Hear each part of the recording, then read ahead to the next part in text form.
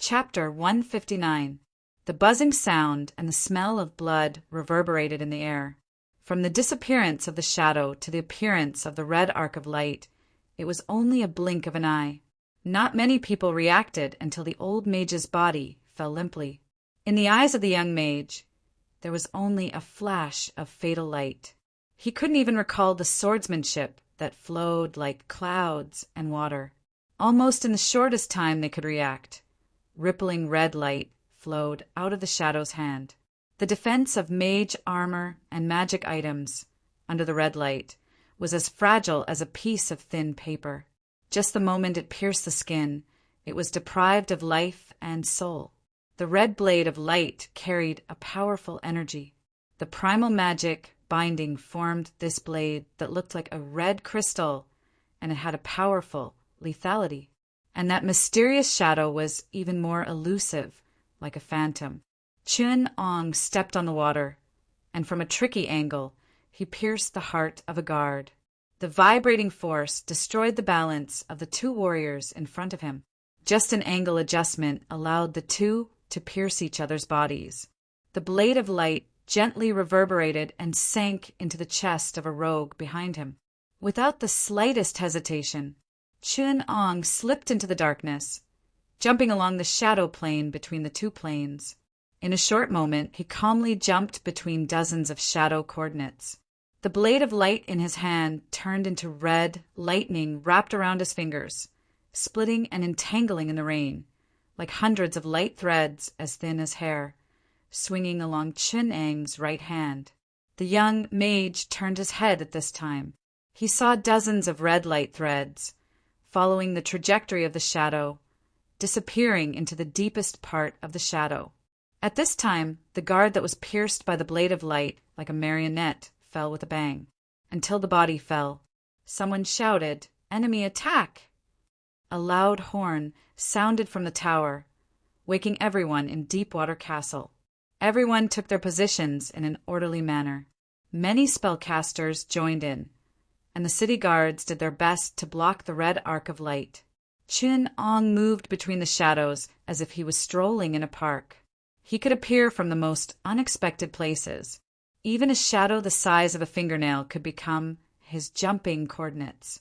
The mages tried their best to stop him, but the dimensional anchor couldn't hit Chun Ang's figure at all, and the teleportation restriction spell was useless. The blades of light danced in the air, creating a red flower, then 1,000, 10,000. They shone at every spot where Chun Ong flashed, a complete red flower. It represented the simplest variation of the blade of light, a stretch, a buckle, a block, a twist. It could always cut through the guards' weapons and drill into their chests. Arcana techniques were completely useless. Chun Ong wasn't able to dodge them easily. The spell structure was destroyed by the blade of light, causing it to dissipate into nothingness. The light blades, made of the purest primordial magic power, could even pick up arcana spells that had a stable structure before they were activated. It could reflect most enchantment spells. The defensive formation of the city guards couldn't be said to be imperfect, and the loyalty and fighting will of the guards couldn't be said to be weak. They had done the best within the scope of their own knowledge system and wisdom. The reasonable layout, the spellcasters' counterspells and counterspells, and even the spells they remembered were carefully arranged. But it was useless and only made them appear more powerless. "I hope you can maintain restraint." Chun Ong emerged from the shadows.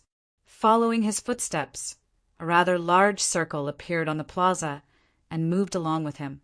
He calmly swept his gaze over these young and resolute faces, and with the clearest voice he could muster, he said, "Out of a responsible attitude towards your lives, I hope you can make a choice of your own volition. It has nothing to do with honor, nothing to do with mission, but a choice of your own heart in the face of an unstoppable force? Is it to maintain this order, or to choose another possibility? Survival or resistance? Red magic threads wrapped around the necks of these city guards. These tough magic threads could easily cut through human skin. Everyone knew that as long as Chun Ong moved his fingers, everyone's head would fall to the ground. but no one spoke. "My lord looks after me." These warriors arrogantly and slowly raised their heads, their eyes meeting Chen Ang's deep gaze. Despicable, faithless, laughable clowns under the glory of the gods. Our lives may be taken by you, but our souls will ascend to the divine kingdom and accompany our Lord. Even if our bodies fall into dust, our souls will never yield. Do you think that your thoughts, your will, and your soul belong to you? Chun Ong opened his palm, revealing a bronze ring that was reflecting a dim light. But it's not. Asterisk ding. Asterisk the ring fell to the ground, rolling along the beautifully patterned marble floor. Finally, it hit the boot of a city guard and stopped. The ordinary-looking bronze ring attracted everyone's attention. A rough hand picked up the ring. He held the ring tightly, feeling an unprecedented sense of fullness. Then the ring in his hand was snatched away by someone else. "This is the ring under my foot." The guard in boots bared his teeth and threatened, "Don't steal my ring. Thief! That's my ring. It's mine." The guard whose ring was snatched was extremely angry. He used the hilt of his sword to hit his comrade who snatched the ring until his head was bleeding profusely. Only then did the guard loosen his grip on the ring. The guard pried his comrade's hand away, and the guard who snatched the ring did not care about the serious wound on his head and held his right hand tightly. "This is my treasure, it's mine." "Ah!" The ferocious-looking soldier broke his finger and snatched the bronze ring from between his fingers. Soon, everyone forgot about the existence of Chenong. They only had eyes for the ring, and the guards began to move fiercely until the first person used the weapon in his hand. Only 2 breaths had passed. Those incomparably firm guards were able to point their swords at the hands that tried to take the ring. Every one of them had an extreme desire for the ring, but they did not lose their rationality. Or rather, they still had the ability to think. But when this ability was used wholeheartedly to satisfy a need, malice was born. When the first person had the thought of "kill the others, and the ring will be mine," this malice was placed at the highest level. The first person who put the ring on his finger was shrouded in a thick black mist. He began to use this mist to control the city guards who attacked him, causing them to draw their swords at the people next to them. The killing began between the 2 groups. Their swords were as firm and sharp as ever, but they were aimed at their comrade. Not only did the malice not make them crazy and chaotic, but it also made these people more rational. They calmly analyzed tactics, considered the situation, observed the weaknesses of their comrades, and even formed alliances and unity. But their core was only to take that ring. They could sacrifice everything for it. Chun Ong left Deepwater Castle because the result only needed to wait. Betrayal and desire, greed and killing were more terrible than madness. It was selfishness and rationality. The battle in Deepwater Castle lasted for a long time, from dusk to dawn. Not many people died because the smart and rational contenders consciously maintained a bottom line when they found that their lives would be threatened. They would eradicate competitors and ensure that they could not return to the fight for the ring. They would set the rules of the game to protect themselves from harm. To protect themselves from harm, most people would only cripple their opponent's mobility. In the castle, it was not an irrational killing. On the contrary, everyone became very smart. They used all the means they had learned to fight for the ring, but they also chose to compromise temporarily and even deceive. They released the beast in them and chased it, but that beast was cunning enough to learn to compromise and give up. Order, destruction of order, deception, betrayal, violence, alliance. In a short night, a political drama appeared in Deepwater Castle. Influenced by what they saw and heard, the city guards and sentinels exhausted all their potential, using all kinds of intrigue. They were smart, they were cunning. They were like jackals wandering in a net of people. In this farce, the dark side of human nature was played out. They were all striving to be the final winner. This was a war of nearly 1,000 smart people. There was nothing they couldn't give up. Even the ring, they could compromise and temporarily give it up. Everything was for the sake of being the last person to hold the ring. These people learned by themselves and became top political experts. Chun-Ong provided them with extremely advanced theoretical education and ideological works from other worlds. In order to fight for the copper of power, they used all their skills and used all their potential to fight with others, to use and be used, to betray and form alliances, to calculate and use tactics. Under the surface restraint and order, there were countless invisible darkness and bloodshed. The city guards, who were getting closer and closer to normal people, devoutly learned everything that Chun-Ong instilled, including the great realistic works House of Cards and workplace politics. They actively discovered the weaknesses of human nature. They organized several teams in the small Deepwater Castle. They used the worst of intentions to speculate about others, but their rationality allowed them to maintain a relatively stable and safe order. They cherished their own lives, and they established a set of effective rules of the game. Then they racked their brains to cheat and overthrow these rules in the process of operation. These people played out what politics was. This game of power didn't end until 3 days later. More than 300 people were forever buried in the garden of Deepwater Castle. Some of them were stabbed in the back, some fell into the water, and some were collectively executed for breaking the rules. Archmage Elminster had sealed the ring so that everyone could calm down. However, even if the charm could be removed, could the tainted souls be removed? Having delved into the dark side of human nature and learned the most cunning of political conspiracies, these ordinary guards became extremely dangerous. Lies were like their mother tongue, and disguises were like their skin. Even among the drow, they were the most outstanding schemers. Compared to the victors of this game, the nobles of Deepwater Castle were as immature as children. Even Elminster felt fear in his heart when faced with these seemingly wise and clear-headed gazes. To be continued. P.S. This chapter should be from yesterday. Recommended. Law of Fantasy World Traversal by Netherblade. Chapter 160. The wind raged, and the turbulent air currents lashed at everything around them like whips. When a large tree that could be held by 2 palms by the port was split into 2 by a wind whip, Chun-Ong was standing beside it. The branches that were wrapped in the strong wind were like powerful arrows that could pierce through 2 layers of chainmail. In this kind of weather, going out had become a very dangerous thing. Waterdeep City was as empty as a ghost town.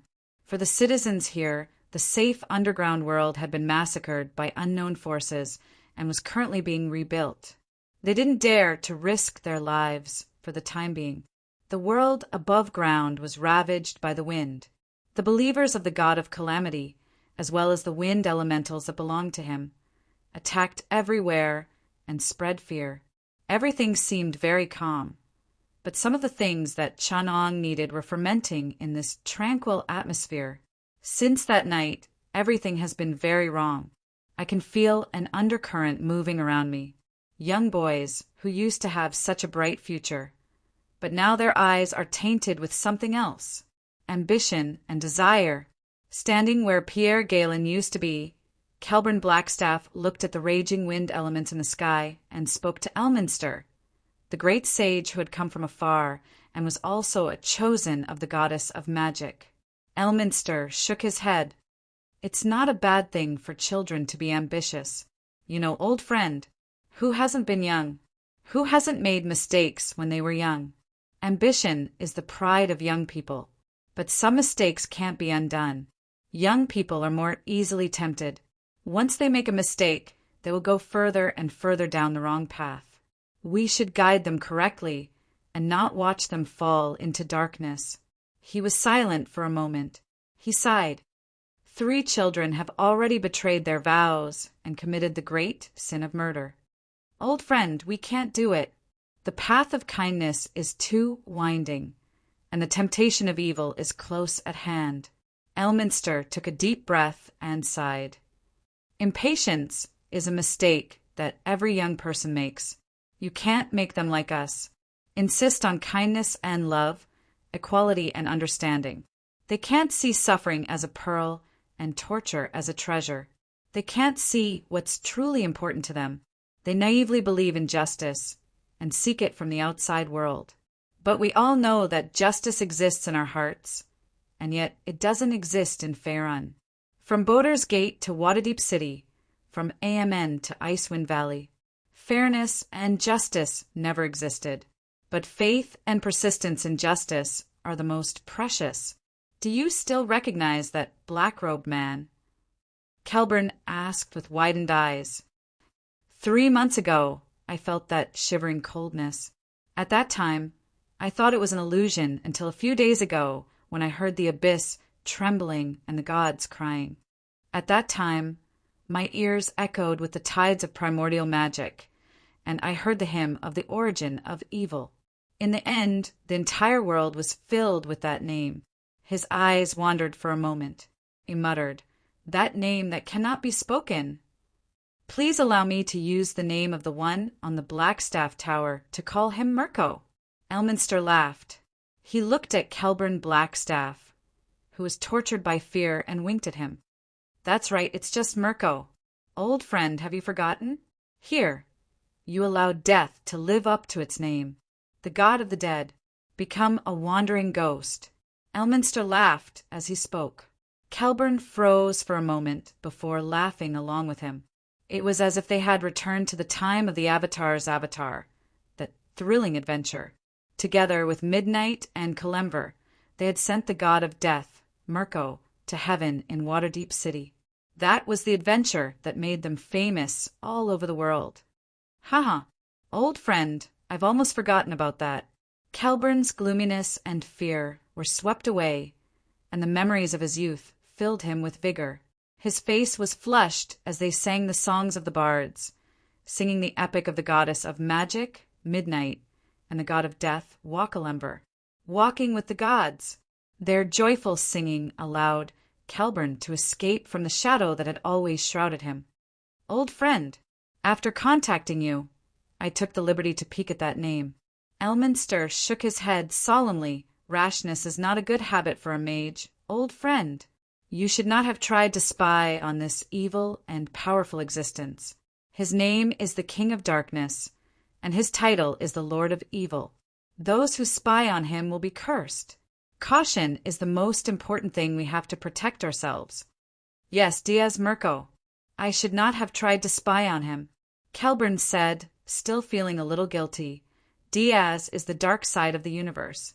I had never looked directly at such pure darkness before. It was so dense and pure that even my silver flames were on the verge of death. I tried to spy on the deeper side of this name, but I sensed many evil and powerful souls. They represent this name, using blood and strength to dye it with dignity. Many of them were extremely evil, their wisdom and power making me feel insignificant and laughable. When I touched the darkness that they represented, Elminster, even my soul was tormented. The crazy thoughts in my mind made me unable to sleep at night. I was confused and indescribable at that time. I believed that I had fallen into an abyss deeper than the abyss, and that a monster called Diaz Kelt was in my body. What pained me the most was that I despised the gods. They were despicable and ignorant. I thought that I had touched the great existence of this universe. The world told me that it was called the Force. Kelburn curled up, looking old and tired. I used my soul to resist its call. Every day when I woke up, my soul was covered in wounds. It's all over now, Kelburn. Elminster hugged him. His voice was hoarse, but the power in his words was extremely warm. He comforted his poor old friend. The goddess still cares for you, protecting you under her glory. But I feel fear, old friend, Kelburn muttered. The Force is like my mother. He buried his head in his arms, not wanting to hear Elminster's explanation. I'm hesitating. If the gods are shallow, where should my soul go? In my craziest days, the gods made me sick. Elminster could feel the torment and unease, because truth was sometimes scarier than blasphemy. The reason why it was difficult for a mage to become devout to the gods was because of their desire for truth. To the gods, revealing their truth was more sinful than blasphemy, because the former made them angry and the latter made them afraid. He was a master of toying with human nature. The old mage took a few puffs of tobacco to warm himself up, dispelling the lingering chill. The black-robed man, or rather Mirko, had always been able to grasp the weakest part of human nature. He knew that lies and deceit could only last for a while, but the truth could change a person forever. Letting a person know the truth that they should not know was worse than deceiving them. Elminster knew how that kind of truth could destroy a person.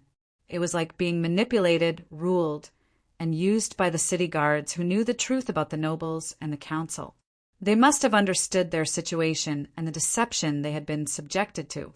The truth was that they had no future, or rather, most of them had no future. They survived danger and war, and retired as the backbone of a moderately wealthy family. They supported a warm, small home. Young people could not accept a future without a future, and they did not understand the value of peace and warmth. Elminster was willing to trade everything he had for it, but he also knew that the young people would not give up. They chased after power, wealth, prestige, and honor. They longed to be above all. But the truth was that it was impossible. Merchants, nobles, guilds, and councils, those who were already there, could not make room for them. That was the truth that they should not know. Ambition would be aroused, and they would be angry at injustice, oppression, and framing. In the end, the anger of pursuing justice and fairness would burn everything. Those clever young people, those children who had been indoctrinated by Mirko in schemes and politics, would use this evil weapon to pursue their dreams and ambitions. Elminster was saddened by this. There would be no winners in this game of power, and the false justice that Mirko exposed would eventually destroy these children. Along with Waterdeep City, Elminster clutched the bronze ring in his hand. He was a little afraid, and it was this fear that kept him vigilant. How did you break free from these crazy illusions? Elminster turned to look at the silent Carl Blackstaff. Carl looked up and shook his head with a bitter smile. The ring. What did you say? Elminster asked solemnly as he walked up to him. The ring. 19 rings. Carl sang, the elves of the world forged 3 rings. The dwarves of the underground obtained 7. The mortals possess 9. The demons and demons lurk in the shadows. The King of Darkness possesses the supreme ring. You're wrong, Blackstaff, you're very wrong.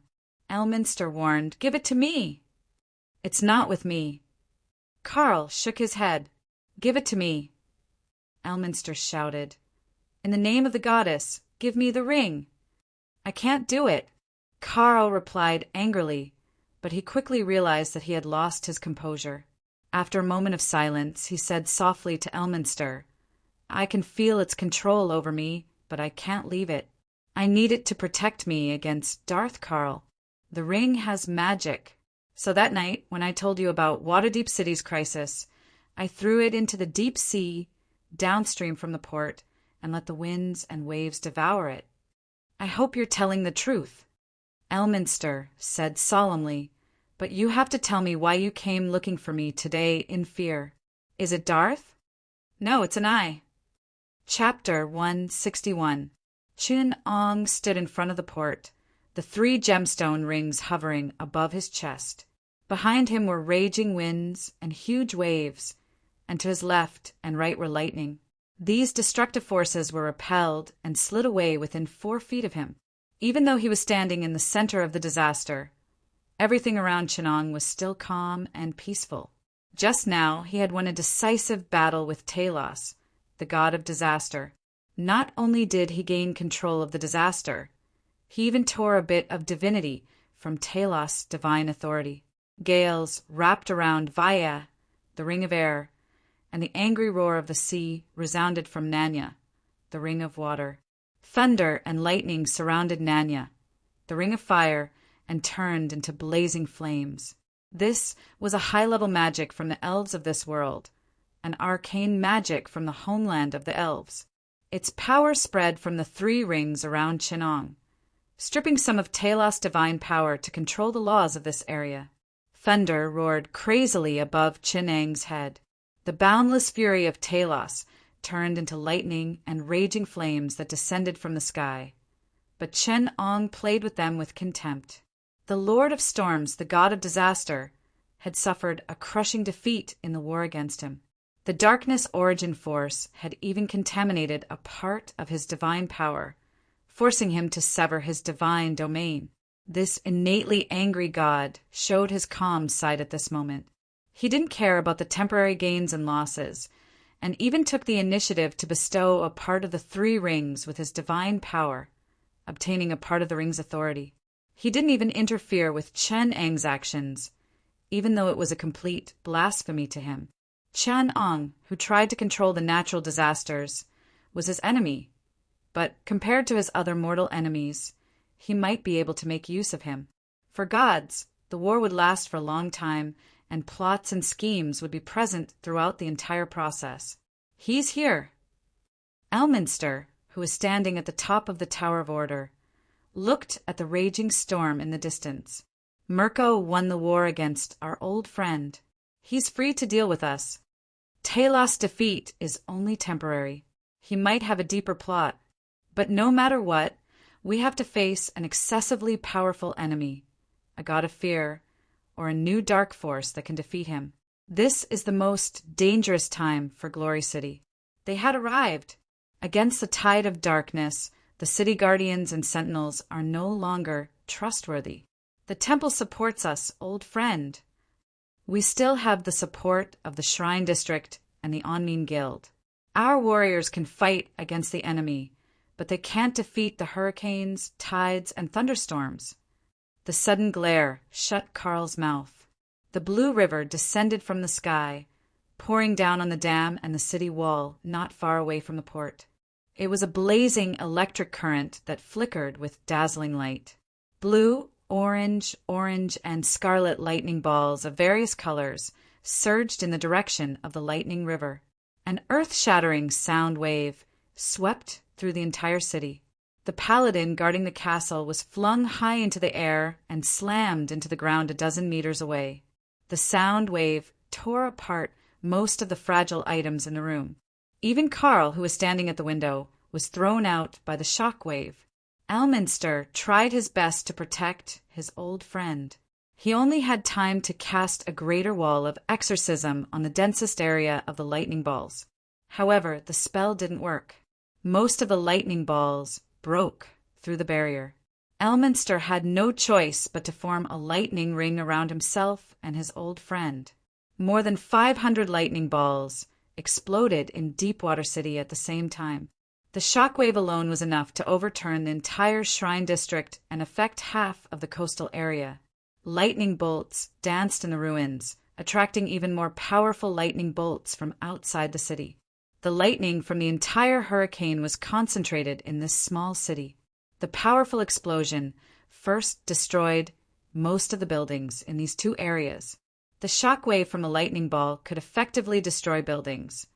But what was even more fatal was the elemental damage that the lightning ball carried. Most creatures within 4 feet of it would be destroyed. Only the higher-level creatures could withstand the elemental damage. Only those with a legendary physique could survive. The gems on the 3 rings on Chinang's hand dimmed a little. The elemental energy stored in the Calamity Lock had been emptied, and more energy was being extracted from a larger area outside Deepwater City. Powerful natural energy gathered from all directions, accumulating in the clouds. The large passage connecting the elemental planes was also opened. More and more wind elementals appeared in the gale, roaring as they tried to approach Deepwater City. Small and medium-sized water elementals and wind elementals fell from the sky and attacked the surviving Templar warriors in the heavy rain and gale. Hurry up and support the other shrines. Ask for reinforcements from the Onmin Guild and New Aurum Academy of Bards. Use the private forces of the guilds, and use the city guards as the basic commanders. Recover as much combat power as you can." Elminster's face was ashen. He stood at the highest point of Deepwater Castle and looked down at the heavily damaged city. The sleeping dragon has awakened. The darkness has come. Carl, who was in a sorry state, looked at the almost completely destroyed Shrine District with a gloomy expression. Veins popped out on his hands as he gripped his staff tightly. How dare he? How dare he? So many shrines. How dare he do this? Darkness seeks its own destruction, and it must first be driven mad. Elminster said angrily. He pointed at the scorch marks on the city walls and the remains of the shrines. "This isn't arcane magic. I can't see any traces of the weave being distorted, and the Lord would never allow such a destructive attack. It would destroy the balance of the weave. Only divine power can interfere with the prime material plane on such a large scale. This is an elemental interference caused by a powerful god who has mastered the elemental domain. The interference of the 4 major elemental planes is already under the enemy's control, and we can't use the balance of the elements to quickly stop the enemy's spell attacks." Carl nodded and added, "Most magic items don't have any protection against such supernatural forces. Even if they can defend against elemental damage, they can't avoid the concentrated interference damage. The area where the lightning ball was concentrated just now was filled with rays, elements, lightning, high temperature, sound waves, physical impacts, and even soul tremors, not to mention the phlogiston, teleportation interference, and gas change that happened afterwards. Many powerful paladins survived the heat and lightning, but died of suffocation." As soon as he finished speaking, the 2 of them felt the dark energy sweeping towards them once again. This time, the frenzy tide was like a sharp knife cutting through all obstacles with an incomparably sharp edge, stabbing straight into the center of the resistance, which was the Deepwater Castle where the 2 of them were. Chun-Ong followed the path created by the torrent of lightning.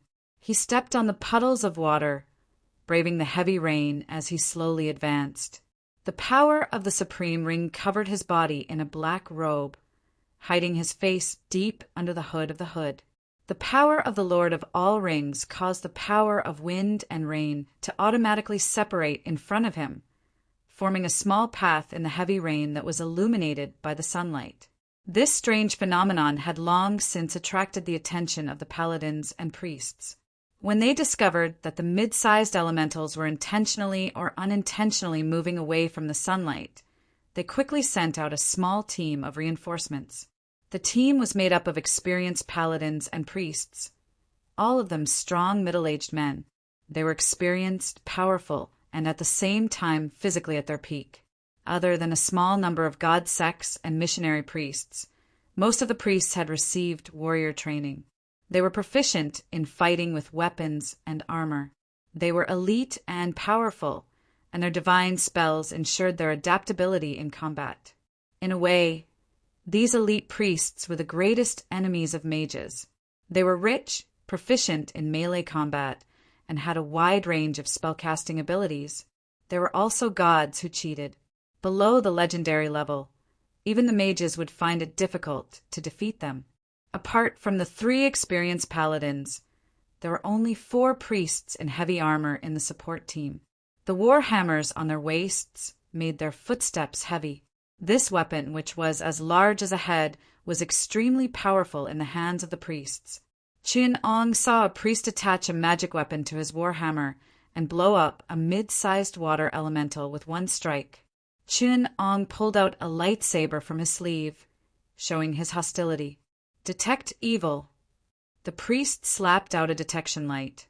Chapter 162. The lightsaber was slightly longer than a one-handed sword, and its dull silver handle was a blade flowing with reddish-gold light. It vibrated at a very high frequency, and those who were closer could always hear a humming sound similar to a magnetic field. Although it was shaped by primordial magic, the lightsaber was not invisible and intangible. It was shaped by a similar force field. Chun-Ong was therefore able to shake off the weapons that were stabbing at him, and when the balance of the 2 saint samurais' bodies was broken in this way, He followed the small flaws they revealed and stabbed them. He used the bodies of 2 people to block the priest's divine spells, then stabbed the lightsaber from under the ribs and quickly swept across the second person's throat. When the Saint Samurai was cut along with his plate armor, a very subtle force came from the hilt, like a hot knife cutting through butter, but not a drop of blood splashed out. The wounds caused by primordial magic were dehydrated and shrunk because of the powerful radiation, and where the plate armor was damaged, the steel slightly melted, causing the wounds under the plate armor to mix with the molten iron. In theory, if the brain was not directly damaged, such a wound would make him struggle for a long time. Without rapid blood loss and damage, it was difficult for the injured to die immediately. They would feel severe pain from the nerves and suffer in this pain until they died. Like a very cruel punishment, being cut at the waist by the lightsaber, the injured might struggle for 3 days before dying because of organ failure. With the help of the priest, it was possible to alleviate the pain, but most still could not escape death. Healing divine spells were not effective against the radiation of primordial magic, and even heal fatal injuries could not reverse the fate of their death from radiation disease, because the magic pollution brought by the lightsaber would make them suffer forever.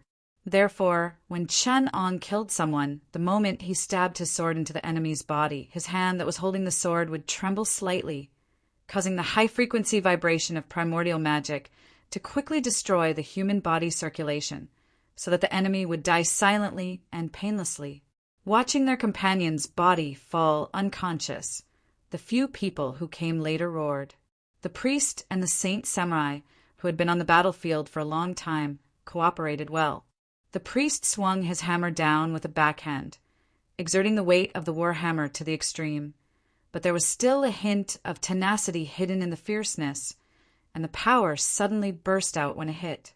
It could smash an enemy into meat paste through a layer of heavy armor. The priest's muscles contracted into small pieces, and his strength was as taut as a spring. When he released his strength like this, it was close to 1,000 pounds of hammer force. This priest's warrior class must be very high. War hammers were also very effective against one-handed weapons. However, Chen Ong was no longer the person he used to be. He only needed to distort the cleric's sense of space for a moment before he smashed his war hammer onto the teammate beside the cleric. Flesh and blood exploded like fireworks. The right side of the heavily armored comrade's body was lowered, blood and flesh splattering out from the gaps in the armor. A priest's powerful perception was nothing in the face of the distortion of origin power. "High charm humans." Chen Ong softly recited the 3 words. His left hand was shrouded in a magical glow, as if he had really used this spell. Even though there were many flaws, the interference of the Force made the paladin behind the priest firmly believe in the scene in front of him. He grieved and stabbed his 2-handed sword into the back of the priest to get rid of the charmed and controlled companions, but the minister's incredulous look brought him back to himself. No, the paladin roared in despair, and his hand holding the sword trembled. He panicked and wanted to support the priest's swaying body, but was stopped by the remaining 2 companions. "Manipulate the body." Chen Ang's voice was still calm. He threw a magical glow onto the priest's body. Of course, it was also the Force that allowed them to see the magical glow. When the 2 priests were vigilantly watching the body on the ground and Chen Ong, the paladin's sword pierced their hearts from behind. Chen Ong sighed and said, "Unstable will, force confusion." Dispelling the paladin's force confusion, he ignored the soulless paladin and walked straight past him. Among all the paladins, the youngest one he chose was not like the other middle-aged paladins, who had rich experience and firm faith. He was too young, and passion and faith were his greatest strength. It was also his most fatal weakness.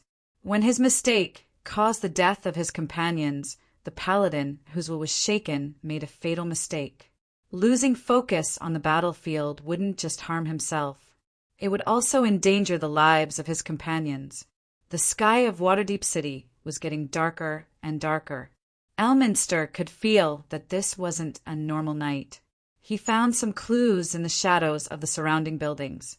In the deepest and darkest place, a distortion that made his hair stand on end was happening. His silver flames trembled violently. The power of the Chosen was warning him. Faint murmurs rang in his ears, like the sighs and lingering of a lover. The voice from the shadows had the power to penetrate deep into his heart, causing his mind to be thrown into chaos. He seemed to hear many names in his memory, and their whispers and murmurs. The shadow was everywhere, affecting his will. Elminster knew that this was a bad joke by the Lady of the Night. As Mistra's mortal enemy, the goddess of shadows didn't seem to want to let him go. However, he wasn't afraid of the Lady of the Night's schemes and plots. This wasn't the first time something like this had happened in his long life. What worried him the most was another voice, a voice from the human heart. He could feel that as Chun-Ong got closer, the power grew stronger and stronger, and the temptation gradually tainted his soul. What truly terrified him was that he had forgotten about that thing. Elminster couldn't remember what it was that was tempting him. Where did he put that thing that he had forgotten about? Darth Morgoth. Elminster's voice echoed in the haze, his aura like thunder.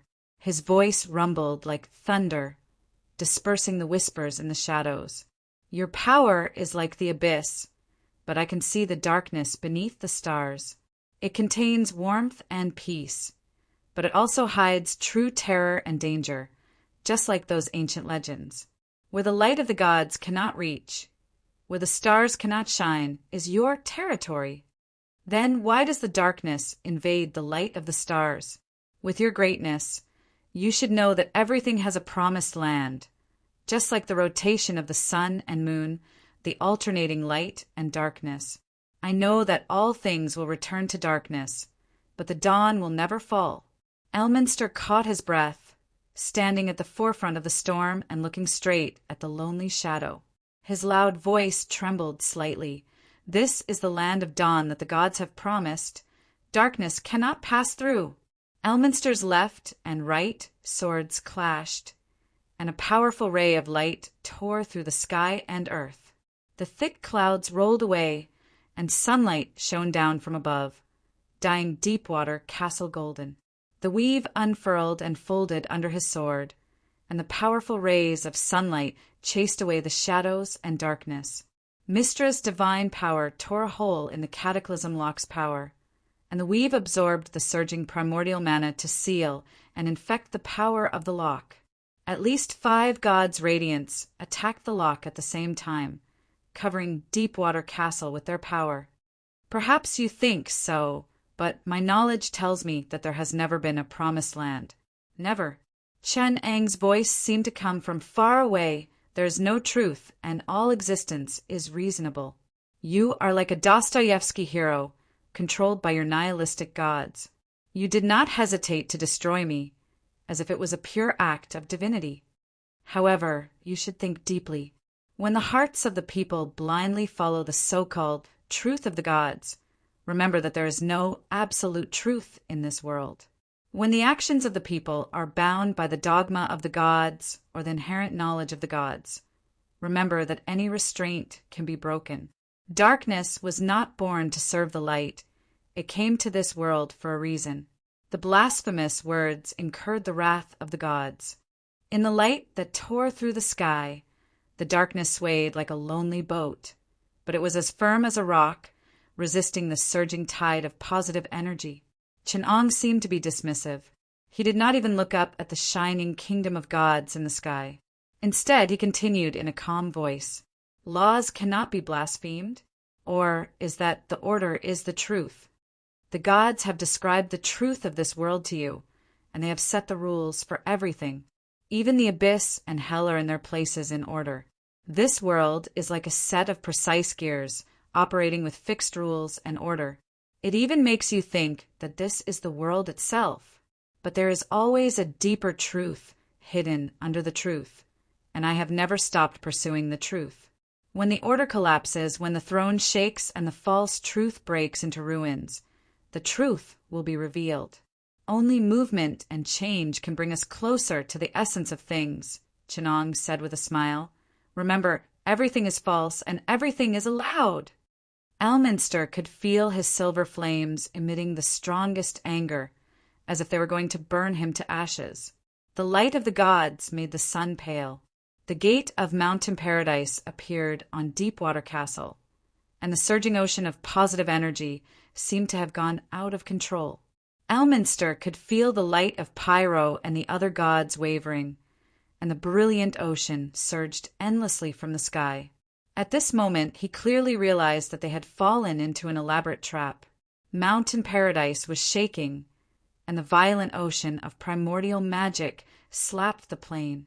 The origin power of light and kindness flowed along the River of Souls and circled the peak of Mountain Paradise.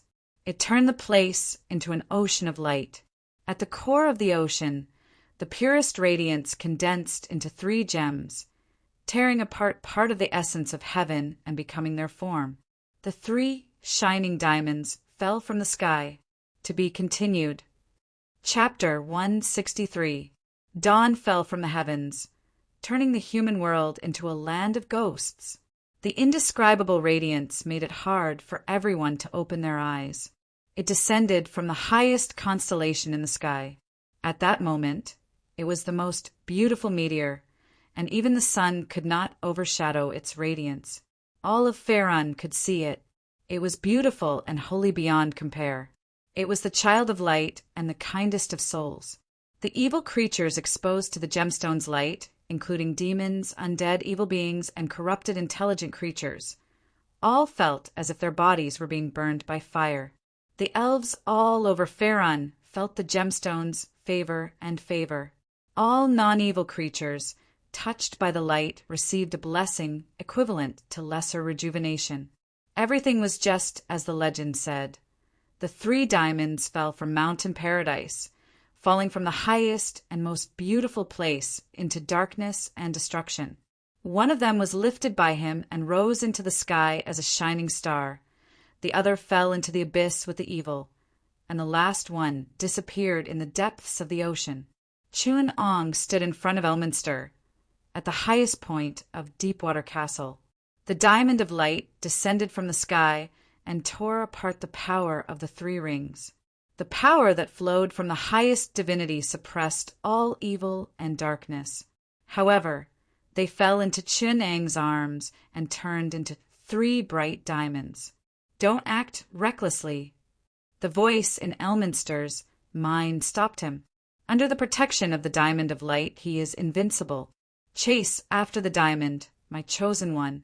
Darkness is invading your soul. Only under the light of the diamond can you control the omnipresent temptation. My lord, what happened? Elminster could not help but ask. He could not believe that Mountain Paradise could be torn apart by evil, and that even the 3 gods of light could not stop it. Light and darkness are twins, just like Surin and Shar. This is the will of primordial magic. When Morgoth created those evil beings, I was looking for the power to oppose them. But Morgoth hid it, and only today did he place them at the top of Mountain Paradise. He allowed them to be born from primordial magic. But why would the gods allow it? Elminster could not help but ask in surprise.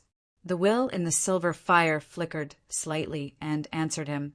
The gods are happy to see it happen. The god of light, Lathander, gave him his blessing, and the guardian of life, Lord Corellon, also helped him take shape. The sisters, Surin and Shar, even tore their own thrones apart. He was bestowed with the essence of the stars and the brilliance of the sun and moon. The birth of a gemstone has its own destiny, and it cannot be stopped, because it is the beautiful diamond of light, elves and the sun and moon Samare. Elminster carefully took a few steps back, placing himself in the middle of the remaining armaments. This was a show of respect and protection, but Chuan-Ong didn't focus on him. He had more important things to do. In the longer past, many things were fermenting, such as greed. For example, ambition. In the most prosperous trading city in the Sword Gulf, People's hearts were as dirty as a purse. The power play that took place in Deepwater Castle a few days ago had opened a hole in the dam of people's hearts. The malice hidden under the radiance was so thick that it could not be dispelled. When smart people aren't being lied to and pushed around, these capable, ambitious young people are. They're trying to get their hands on something that they once yearned for but could not reach. This city, built by merchants and craftsmen, was also controlled by the Chamber of Commerce and the Guild. This meant that the overconcentration and unfairness of the society's wealth also meant that the capable city guards and adventurers were excluded from the gates of power. There was too much resentment flowing under the dark ground. Deepwater Castle was a city with a long history, but the core of the city was people, not something else. People formed this ancient city, and people controlled this ancient city. But in front of the ring, people were the most untrustworthy. Intelligent creatures naturally submitted to this power, which came from the power of humanity and wisdom. When Père Galen was forced by the city guards to wear the copper ring, everything was already irreversible. Hylas walked all the way. He destroyed the last resistance of the guild. This process was usually accompanied by killing, crying, struggling, and despair. Although he was crazy, his wisdom had never sunk. After the Iron Fist suppression, everything was easily led on the right track. The 3 gemstones floated on both sides of Chenong. The power of the Supreme Ring and the gemstones repelled each other, but Chen Ong cleverly disintegrated it. He even used this conflict to create a fragile balance, allowing the gemstones to float around him. These 2 great powers were existences that surpassed the concept of arcane spells and contained the power to change the world. Arcane spells were a strange civilization. While they deeply analyzed time, space, fate, and explored the universe and the world, they were also limited by the power of spells and output. Archmages could stop time, but they could not even create a large-scale earthquake. When the power exceeded a sensitive node, the weave and the plane would take control. Only divine power was not limited. Within the domain of the divine domain, a god could change a relatively large range of existences at will, just like how a Buddha harvested the wisdom of his believers. Without this power, a god would just be a relatively powerful arcanist. With the appearance of the arcane lock and virtual divinity, even this was on the verge of collapse. The gemstones and the One Ring, on the other hand, were undoubtedly divine powers. These 2 treasures, born from primordial magic, could use their own power freely without being rejected by the plane. This was because this change had already become natural, becoming reasonable and legal. Bypassing the control of the weave, primordial magic slowly approached the gemstones according to their nature. Like a snake, it entered the ground and gathered from all directions. The sound of rocks tearing could be heard, and the hum of flowing lava could be heard clearly. Everyone could feel the ground beneath their feet trembling. Elminster listened carefully. With his rich experience, he could imagine a giant monster moving underground, breaking through rock strata and ore veins, tearing apart everything in its path. Near the side of the Deepwater Castle, waves of mud rolled on the ground, swallowing trees and buildings into pieces. Little by little they were spat out. The spire of the Black Tower had pierced through the ground under such circumstances. This fortress was surrounded by steel and sealed off by walls. It was made of mysterious black stone, and its top pierced through the sky. By the time the ground stabilized, the huge stronghold tower was located right next to Deepwater Castle. The most eye-catching thing was the giant tower at the center of the fortress, visible from dozens of nautical miles away. Chapter 164. The first time anyone stood at the foot of Fort Barada and saw the twisted golden-red eye shrouded in flame-like mist, coldly looking down on the land, anyone would feel fear from the bottom of their heart. In the depths of those scarlet gold pupils, there was a deep darkness that could make one sink into it. It had a power that could make one's soul tremble. Elminster carefully avoided its gaze. He was dressed like an ordinary wizard, limping through the streets and alleys of Waterdeep City. From time to time, he had to avoid the drow patrols wrapped in sinister armor. He didn't even dare to use his handy magic tricks in case he was discovered by Morgatha's eye in the sky. The eye of the arcane spellcaster that hung at the top of Fort Barada ruled the entire weave of Waterdeep City. Elminster could feel the intense heat from the silver flames. This was Mystra's anger. The Eye of Darkness was a projection of Morgatha's left eye on the ground. In its line of sight, nothing could be hidden. It was the eye of the weave, usurping a portion of the weave's authority like a virus. To a certain extent, it was a blasphemy against Mystra's throne, and the last person to do so was the famous Casus Divinity sealing spell, which led to Mystra's death. The Eye of the Weave was like a cancer, parasitizing Mystra's body. With the Eye of Darkness as its core, Elminster didn't dare to reveal any traces of himself, be it Halaster Blackrobe or the fallen Kelburn Blackstaff. They wouldn't mind using him to please their master. Even if Elminster was in perfect condition, he wouldn't have any chance of winning in the Mystic Lock, let alone now that he was heavily injured. The streets were filled with dark, evil creatures. Heavily armored orcs and ogres were stationed outside the city, while the drow, necromancers, and the Bloodhand gang were in the city. Morgatha's lackeys were cruel and cunning.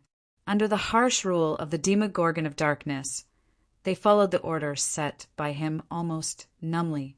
Under the rule of this iron rule, Waterdeep City was unexpectedly peaceful. Rather than saying that he ruled the city with tolerance, it would be more accurate to say that he didn't care.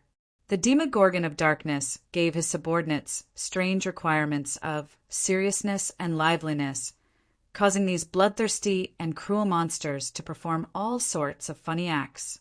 They had no choice but to do all kinds of funny things. They cruelly cleansed the city while acting like clowns.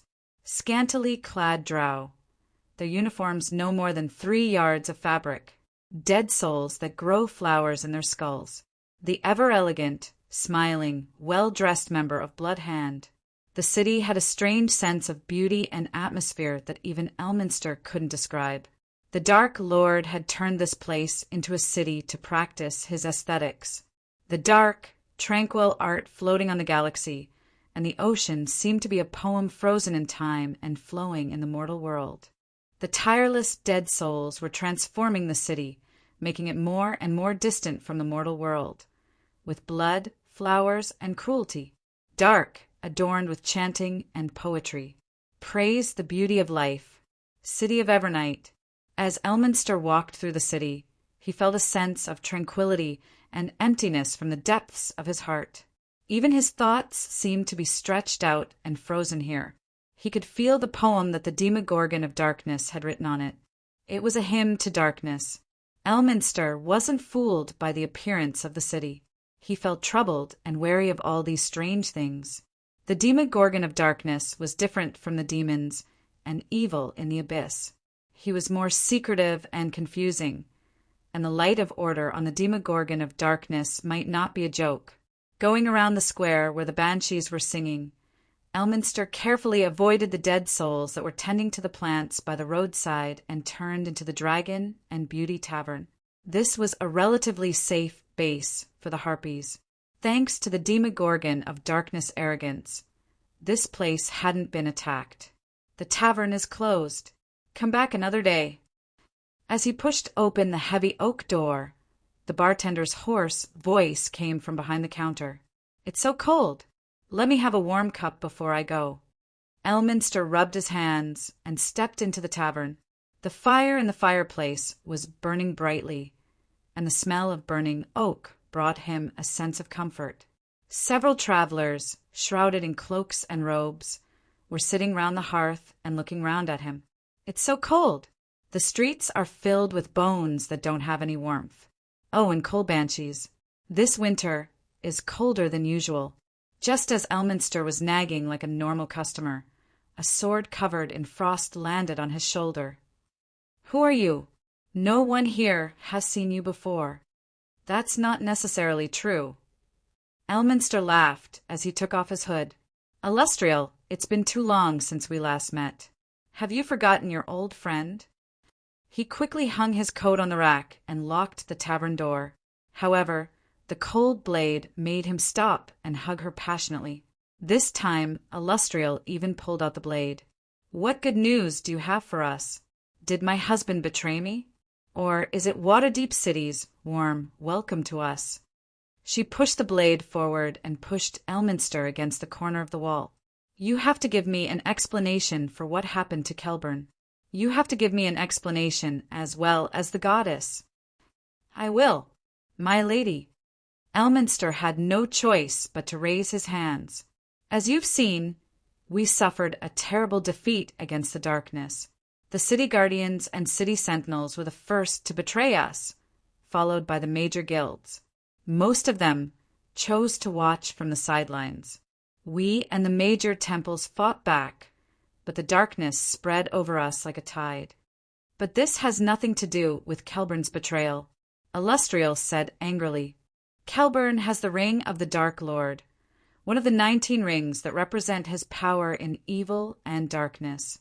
It has the power to bewitch people, a temptation that no one can resist. It's part of the essence of the universe. The more powerful you are, the more you will be tempted, until your soul falls into it. Kelburn was captured by this power. He tried to use this power to break free from the corruption of the darkness that the Dark Lord brought to his plane, but he fell into it."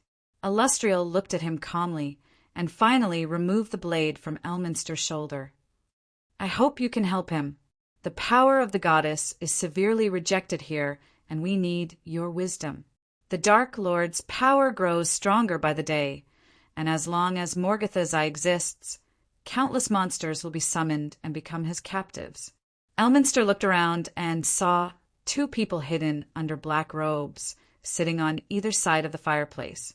One was a tall, mysterious wizard with a staff in his hand, and the other was a graceful lady. "The Demogorgon of Darkness has been paying close attention to this place. Why are you risking exposure?" "For the light," the mysterious wizard answered, standing up from his chair. He was too tall to stretch in the room, and he walked clumsily to Elminster. "For the hope of fighting against the Dark Lord Mirko." When he got closer, Elminster's eyes widened in shock. He saw the same face as Chunong, but this Chunong was even more sacred and handsome. He had a suffocating aura about him. Even in the dark room, he radiated holy light. "Don't be surprised. This is the white-robed wizard Saruman, an ally of the gods against Mirko." Illustrial hurriedly stopped Elminster from overreacting, introducing him to Elminster. Chunong nodded calmly. His current identity belonged to the light and good side, although the one with the supreme ring was also the Demogorgon of Darkness.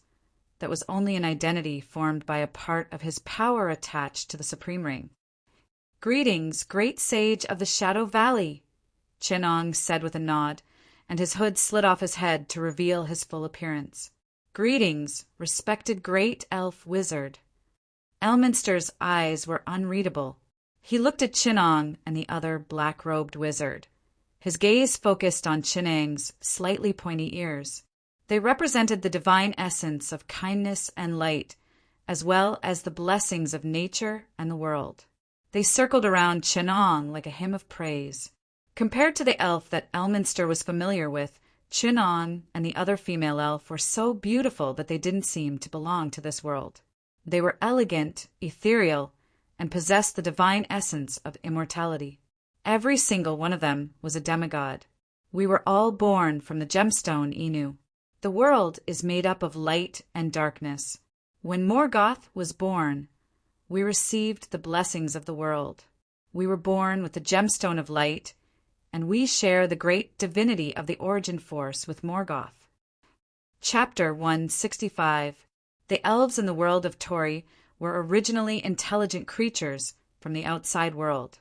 When the main god of the elves, Corellon, came to this world, he created the elves as a race. Screech.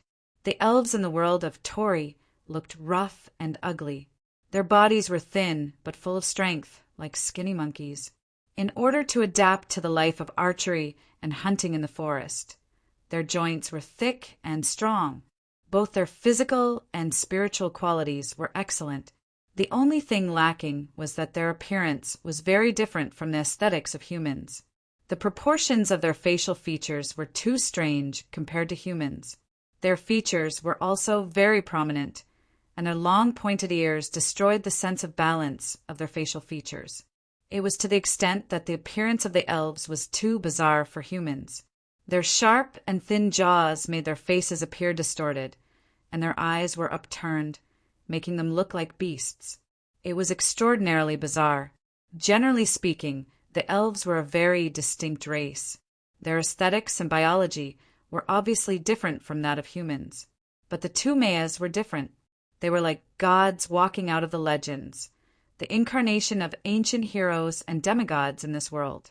To be fair, they were more divine than most gods, because they themselves were perfect, the symbol of the aesthetics of the universe. They were harmonious, elegant, and the embodiment of all order and beauty. Their facial features were soft, their bodies were graceful, and their actions were accompanied by soft light and chants. Even Layla and Elminster felt pressured in front of them. Their overwhelming beauty brought great psychological pressure. They could not even doubt the two Mayas, the bright, beautiful existence of divinity. Inu, I still can't understand your existence. Your purpose? Purpose? History and the past? We know nothing about you, and we don't know how to accept you. Elminster stared the faces of the two Mayas for a moment, then looked away because of the dazzling, soft light. He confessed his worries. Chin-Ong and the other Maya looked at each other and said calmly, "We understand your concerns. Inu is a demigod. We were born of the Force by the influence of Morgoth. Our most powerful brothers are the Vala. The most powerful of us are the Valas, and we are also part of the gods. Morgoth, or Mirko, is the most powerful Vala among us. We were once a part of this world. In an origin power unknown to anyone, we blew across the entire universe. In this long and ancient history, we are ignorant and unaware. Only our essence and mission exist in the world. We hide in all things, and our will manifests in the breath of the origin force. When Morgoth discovered us, he became one of us." Elminster took out his pipe. Deep in thought, he was considering part of Morgoth's nature. But to him, there were still too many unknown things in this world. He could only barely understand part of the nature of Vera's existence. "Do you know what our mission is?" asked Elminster, puffing on his pipe. Chin-Ong didn't say anything. He just raised his right hand. Under the dim light from the fireplace, the light reflected from the two Mayas became more and more intense. Their platinum hair slowly flowed with the light, making them look sacred. Chun-Ong reached out his hand and grabbed something in the soft light. He opened his palm. An indescribably beautiful gem lay quietly in his palm. The light on the two Mayas suddenly dimmed, and all the light gathered at the center of the gem. It was brilliant, more dazzling than the sun, more sacred than the gods, a great and beautiful existence that mortals couldn't look at directly. Layla was almost suffocating. She couldn't escape from this beauty. In an instant, the pure white gem conquered her with its light and holiness that surpassed the sun and moon. She stared at the gem with her big bright eyes, which were as bright as stars in the past. Under the contrast of the gemstone, there was nothing special about it. She was so engrossed that she forgot everything else. Elminster broke free from the temptation of the gem in fear. He was afraid of it like a tiger. After the ultimate greatness and brilliance came endless pain and despair. This gem is ominous. Its light is brilliant, but it is also bloody and desperate. I can already see the darkness and misery behind its light. This gem is favored by fate, and the goddess of fortune has cursed it. The goddess of misfortune has blessed it. Those who shine because of it will be destroyed because of it. Elminster said, turning his head away from the gem, not daring to look at it directly. Nonsense. Elminster, this is obviously a holy gem. Its great power and brilliance can bring light to the darkness, bringing happiness and kindness to the world. We can all feel its purity and love. It's a pure kindness that doesn't tolerate any impurities.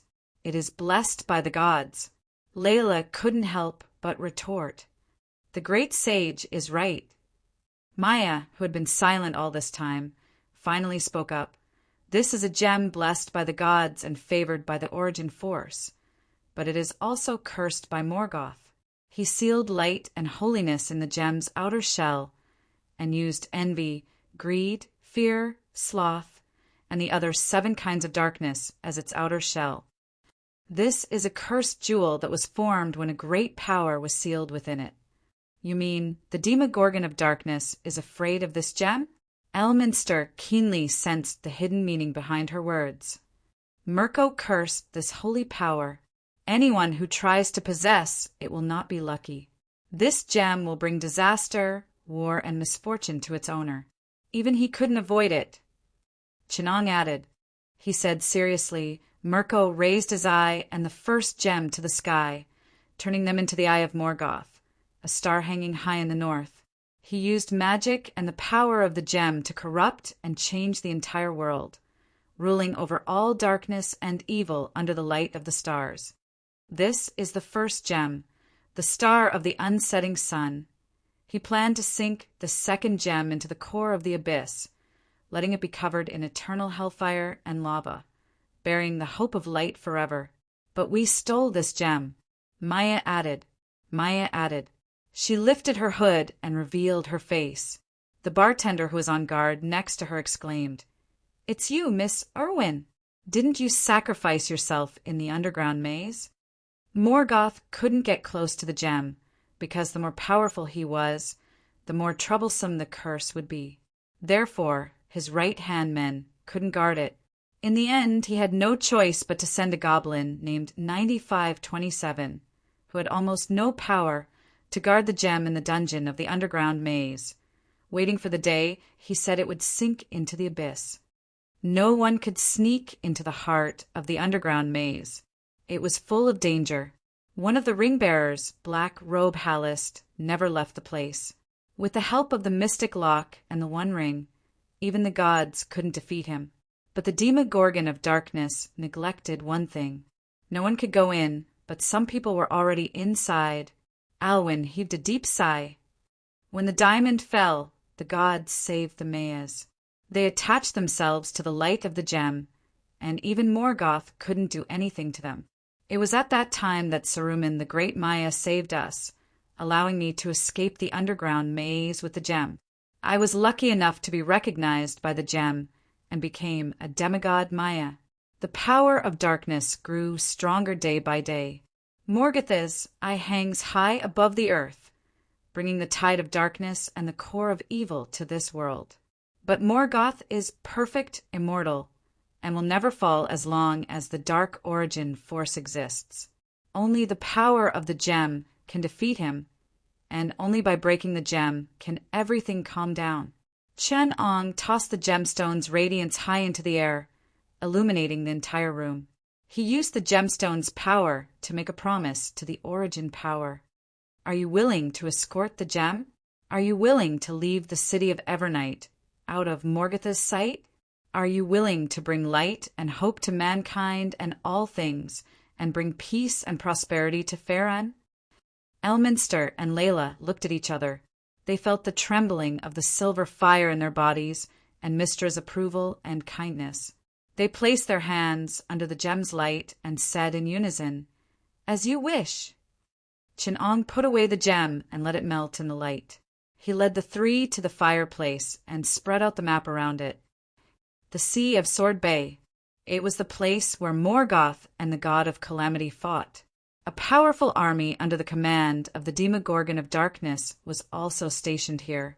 The Sword Mountain Range in the north was the base camp of the monsters near Waterdeep City. The ogres and orcs were stationed here. The trade route to the southeast is also very tightly guarded. It is also the most heavily guarded area, and the cunning drow is in charge of this part of the road. How about going east along the Desharon River? Erwin suggested. The path of death. There are countless evil creatures in the high forest. We'll never know how many of them have been summoned by Morgatha's eye. I have no hope in that. The trade route is relatively easier. Elminster tapped on the map. I have some capable friends there, and it's closer to the land of the gods. But the number of evil beings in the high wastelands will drive people crazy. There's another factor that's very dangerous. Chin Ong said solemnly, Kelvin Blackrobe is a strong-willed wizard, but he still succumbed to the power of darkness. Those who belong to the same evil camp, those who seek power and power, will they be able to resist this temptation? Elminster shook his head. I can't. Those rings aren't something ordinary people can resist. It's a corruption of the soul. I was so arrogant that I thought I could defeat it, but I was wrong. I lost to it and almost lost everything. With the help of the lady, I sealed the ring, but I neglected Kelvin. So much so that his soul fell into darkness. He ambushed me and took the bronze ring. It was within the range of Morgatha's mystic lock. From then on, I knew that the temptation of darkness is difficult to resist and overcome. I don't think more people can resist it. Chun Ong stared at the map, so we have new enemies and dangers. The ring-bearers are after Morgatha's power and the 19 rings, including Hallest Blackrobe, Kelvin Blackstaff, and even more evil beings of justice. They will be ordered by Morgoth to kill us. The best warriors of the gods and the best adventurers of the good camp will come to help us. They will join us at different times until we find a way to break the shell of the radiant diamond, Layla said, relaying the good news that Mistra had given them. We have a bunch of the best teams, and we have the absolute support of the gods of justice and the greedy eyes of the evil gods. Chin Ong interrupted her. Elwyn, and I can't seal the gemstone for too long. After 15 days at the latest, Morgatha's I will be able to track us with the help of another gemstone. If we haven't reached a safe place by then, the curse of the gemstones boiling will make it hard for us to move, and we'll be trapped in the evil encirclement until we die. In 15 days, we need a safe place to rest for 2 days. Otherwise, this mission will be a complete failure. Chapter 166. For the Ring Guardian Squad, the most urgent task was to leave the Demogorgon of Darkness as soon as possible. The situation was too dangerous within the control of the Mystic Lock and Morgatha's Eye. Whether it was the 2 confirmed ring-wraiths in the city or the fierce and dangerous evil army, they would all pose a fatal threat to the squad. If they could not leave Waterdeep City within 15 days, the unstable power of the Radiant Diamond would expose their whereabouts. At that time, it would be impossible to protect the Radiance gemstone. Of course, all of this seemed to be under the control of Chin Ong, but the actual situation was much more complicated. Although the Dark Force was controlled by the Supreme Ring, its divinity determined that it would inevitably break free from Chin Ang's control, unless Chin Ong was willing to transform into the Dark Force and become the one and only Darth Morgoth and ascend to the throne. God was the master of all living beings, and God was the slave of all living beings. The nature of a god was the personification of the laws of the universe. He ruled over all living beings and controlled all living beings, but this was his nature, or the slave of the existence of the essence. The greatest significance to Chin Ong in the Tory world was undoubtedly the knowledge of the god's domain. At least the level of the domain of divinity in this world was not inferior to the knowledge of physics that he had mastered. This was important to his growth. In order to achieve this goal, Chin Ong had to choose to sacrifice something and pretend to be a god.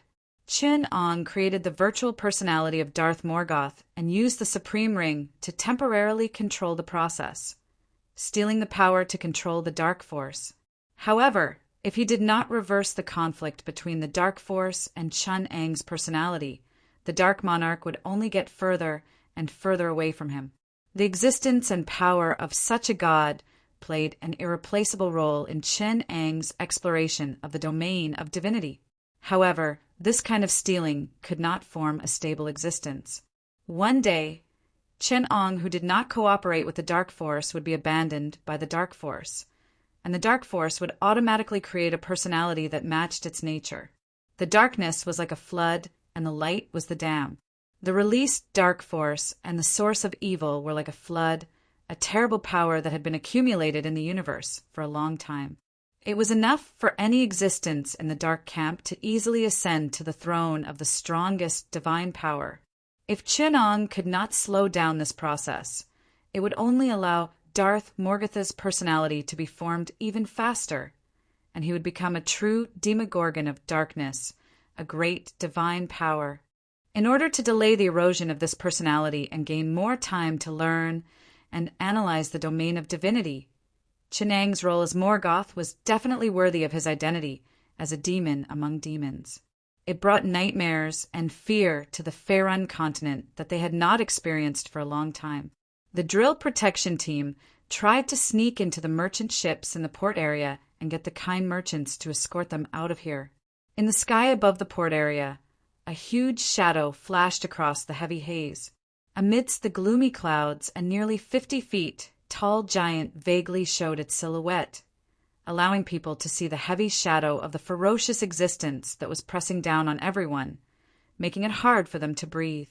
Elminster swore that of all the ships he had been on, none had stayed a third of the length of the shadows in the harbor. They stood at the side of the dock. The team could only see the bow of the gigantic warship.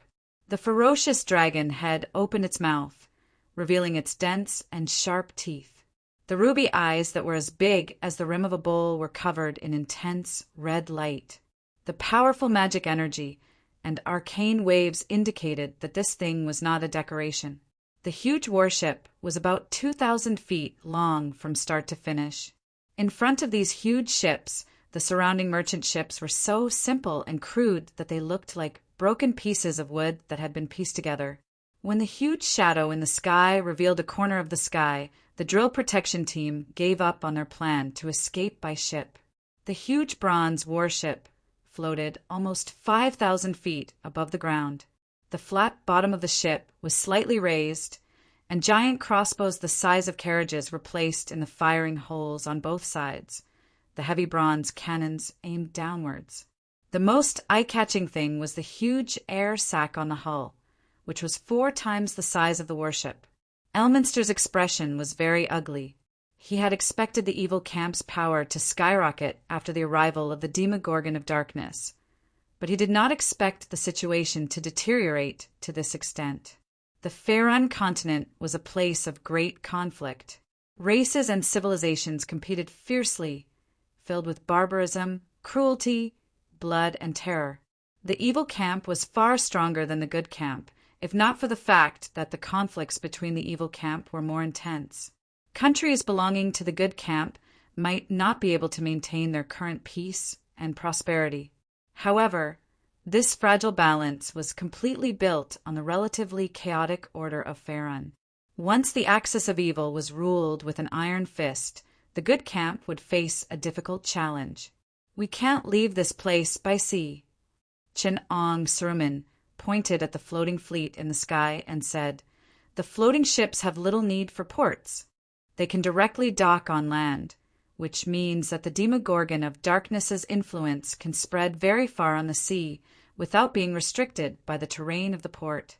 Morgatha's eye in the sky summons evil beings day and night. From Deepwater City to Icewind Valley, from Candlelight Keep to Boater's Gate, his lackeys and claws are everywhere, not to mention AMU and the scattered forest tower. This road is definitely not safe." Chun Ang's words caused everyone to ponder. Layla shook his head and said, "But this road is still controlled by the good camp. We can only receive support from other good factions on this prosperous trade route. If we go to the remote wilderness, the forces controlled by the evil camp will be much stronger than us. After all, civilizations are always good, and barren lands are places where evil breeds." The pipe in Elminster's mouth flickered as he breathed. He listened to the two argue, quietly, his brows furrowed in thought. Under his messy beard, The thick smell of smoke spread as he exhaled. "Do you see those floating ships?" Elminster pointed at the huge shadow in the sky. "What's more important than what's on the surface?" he explained. "Floating ships are the crystallization of great arcane spells.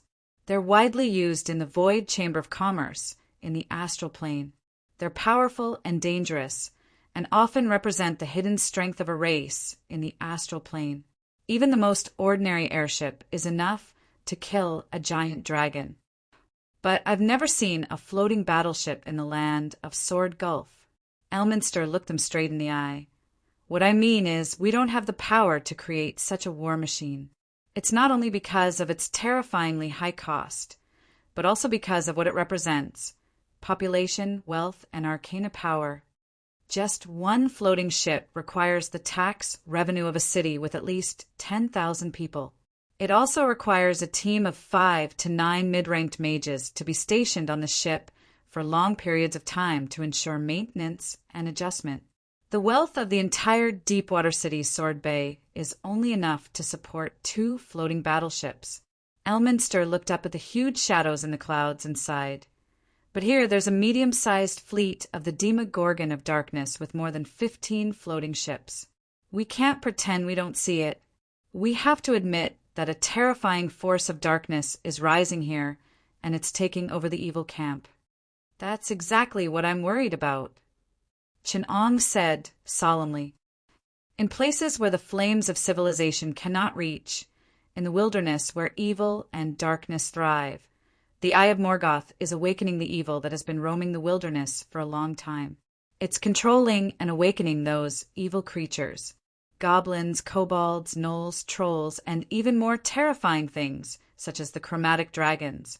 As for the civilizations in countries controlled by the evil camp, their rulers are madly pursuing the power of darkness and the 19 rings that represent the Demogorgon of Darkness. I have no doubt that they'll be controlled by the rings and become loyal subjects of the Demogorgon of Darkness. As time passes, the Demogorgon will only grow stronger and stronger. We don't have much time left." The drilling team felt a heavy sense of mission. Thinking back to what they saw in Waterdeep City and Evernight City, they felt the situation getting more and more urgent. The worsening situation made them feel suffocated and terrified. To be continued. Chapter 167. On the way to the port, the team wisely kept a low profile.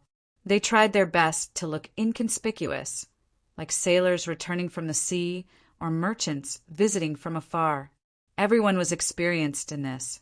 Even Chin-Ong, who had never come into contact with the lower levels of society, quickly learned to speak in the slang of the sea. The sailors all had a mouthful of rotten teeth, so the drilling team's breath immediately became foul. They stayed in the port area for 2 days before gaining the initial trust of everyone. Everyone began to believe that they were magic material merchants from Bode who had lost everything due to the storm a few months ago and were now in dire straits in the port area.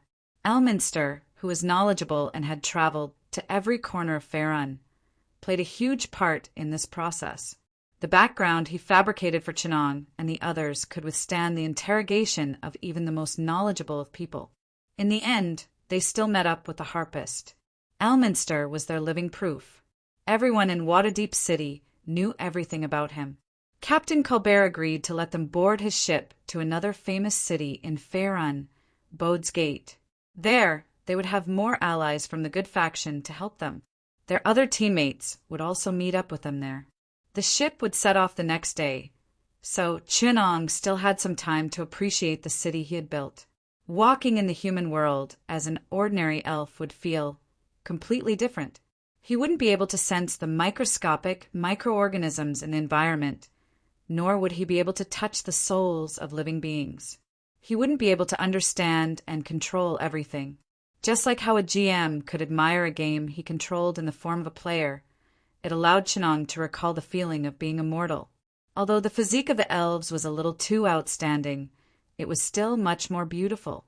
The city of Evernight was much more beautiful than the former Deepwater City.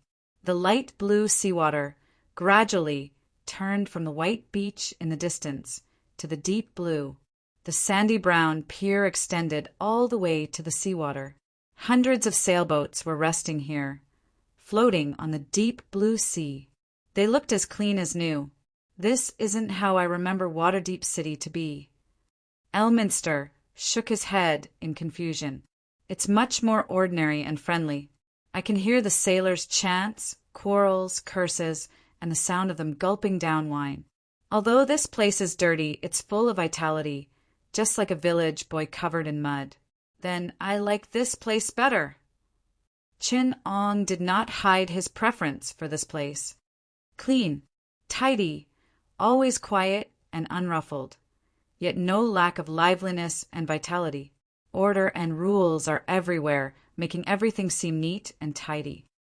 Elminster nodded. That's what I'm worried about. The Demogorgon of Darkness is different from all the demons and devils I've seen. Even demons and devils. I know what they want to do, their desires, needs, and the rules they follow. Although conspiracies were ever-changing, the outcome would always remain the same. It's nothing but turning everything to the evil side, because they are too selfish. Chin Ong replied, they are too rigid. The pursuit of power and strength, the love of betrayal and killing, the bathing in blood, the endless chaos, or the strict adherence to rules. When a demon appears in the midst of a conspiracy, you can close your eyes and know what it wants to do to carry out its evil. Demons are always pursuing an evil outcome. Devils are more interesting. They pursue evil outcomes that are beneficial to themselves. But the Demogorgon of Darkness is different from everything before. Evil is only a means, not an end. There must be something that we don't know that drives him. Maybe it's a principle, maybe it's an ideal. Elminster said, waving his pipe. Maybe it's an idea. Chin Ong interrupted him with a smile and said in a serious tone, it's like the Demogorgon of Darkness woke up from the darkness one day. He looked at this ordinary world and said, let's make this world more interesting. Then he brought about earth-shattering changes to this world. Huh, so it's all just a joke? Elminster's eyes widened as if he was close to believing it. Chin Ong did not deny it. Maybe. Elminster suddenly fell silent. He held his pipe in his mouth again and looked at the sailor, who came back late. If that's the case, that's really disgusting arrogance. While the drilling team was still idling in Waterdeep City, darkness fell from the sky above the city of Neverwinter, not far from them. It plunged the entire city into darkness. Several giant airships broke through the clouds, their bronze hulls shining dazzlingly under the sun. On the ground they looked like bronze suns.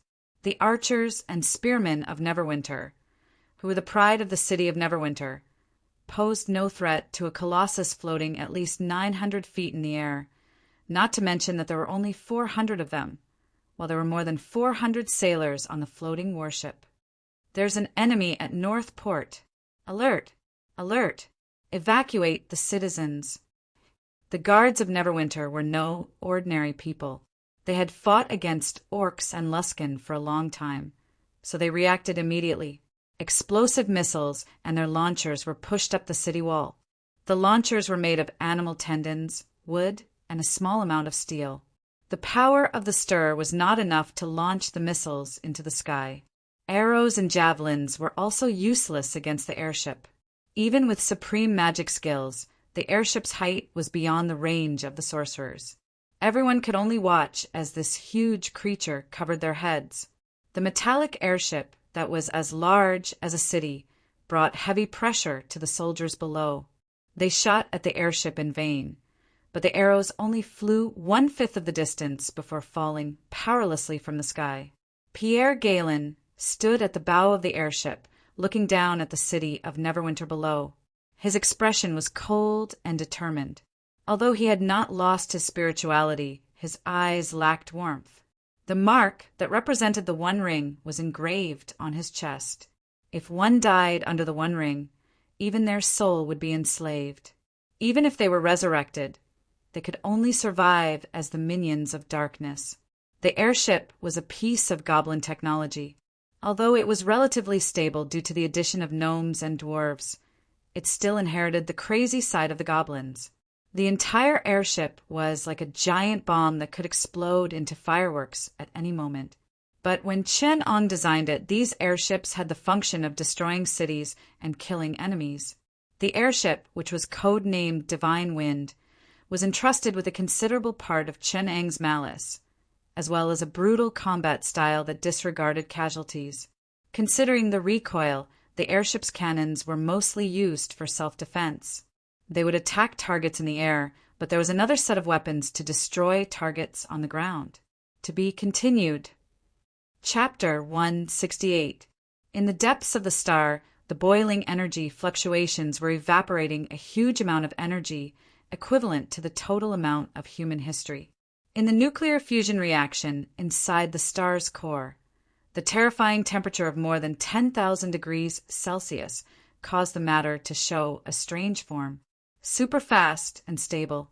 LX 520. All the concepts of matter on Earth were completely negated here. There were no solids, no gases, and no liquids. The only thing that existed was the chaotic state of high-energy particles that emitted powerful light energy radiation. But there was one thing that was an exception. A silver-white metal cube floated in the star's core. It was equivalent to 10,000 times the size of Earth. In the star's core, there was a metal object the size of a human palm. It was like a phantom, ignoring the terrifying heat as if it was nothing. It was as if it had been sleeping here since ancient times, on a small planet called Earth. When it was celebrating its birthday billions of years ago, the sleeping cube trembled slightly. A layer of black lines appeared on the surface of the metal cube. Even under the intense light energy from the sun's core, it was not covered at all. Quantum signal verification. The Milky Way solar system, number QB0001, or Skynet. Original body, restart program initiated. Verifying the main body consciousness, verification successful. Verifying the timeline, verification successful. Positioning the dimension. D, three-dimensional membrane number 1111. Receiving the highest authority order from the dimensional membrane vibration. Establishing the first authority mission to welcome the arrival of the Master. The Great Master will arrive at the time when the timeline deviates 17, the world line deviates 0092. Initiating the universe, original body summoning program.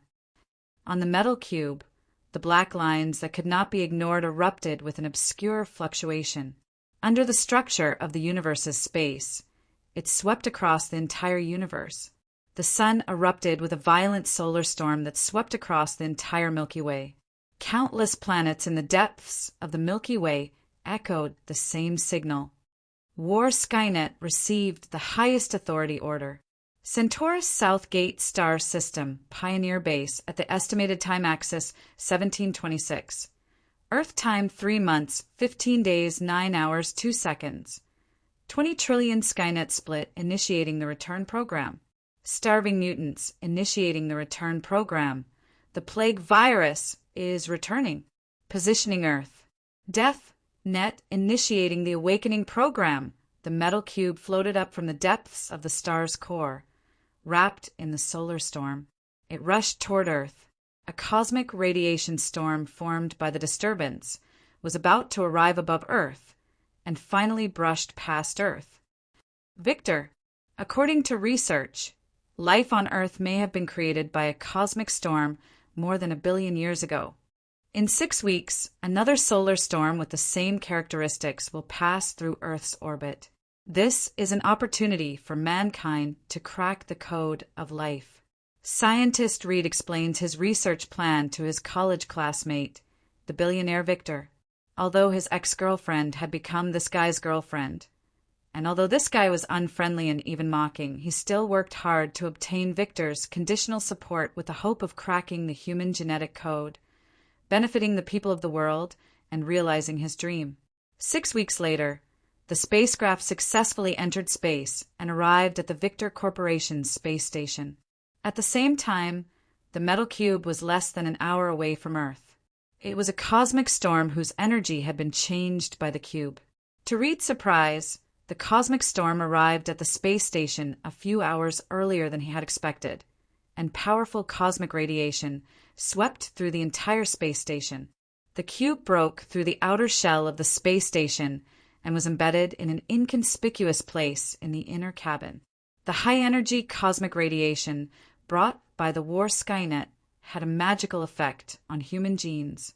The 4 scientists in the cosmic storm, Reed, Sue, Johnny, and Ben, had incredible changes in their genes. They had superpowers. They were called the Fantastic Four. The Fantastic Four. Most importantly, there is a 5th person hidden outside. Nick flips through the file in his hand and reaches out to close it.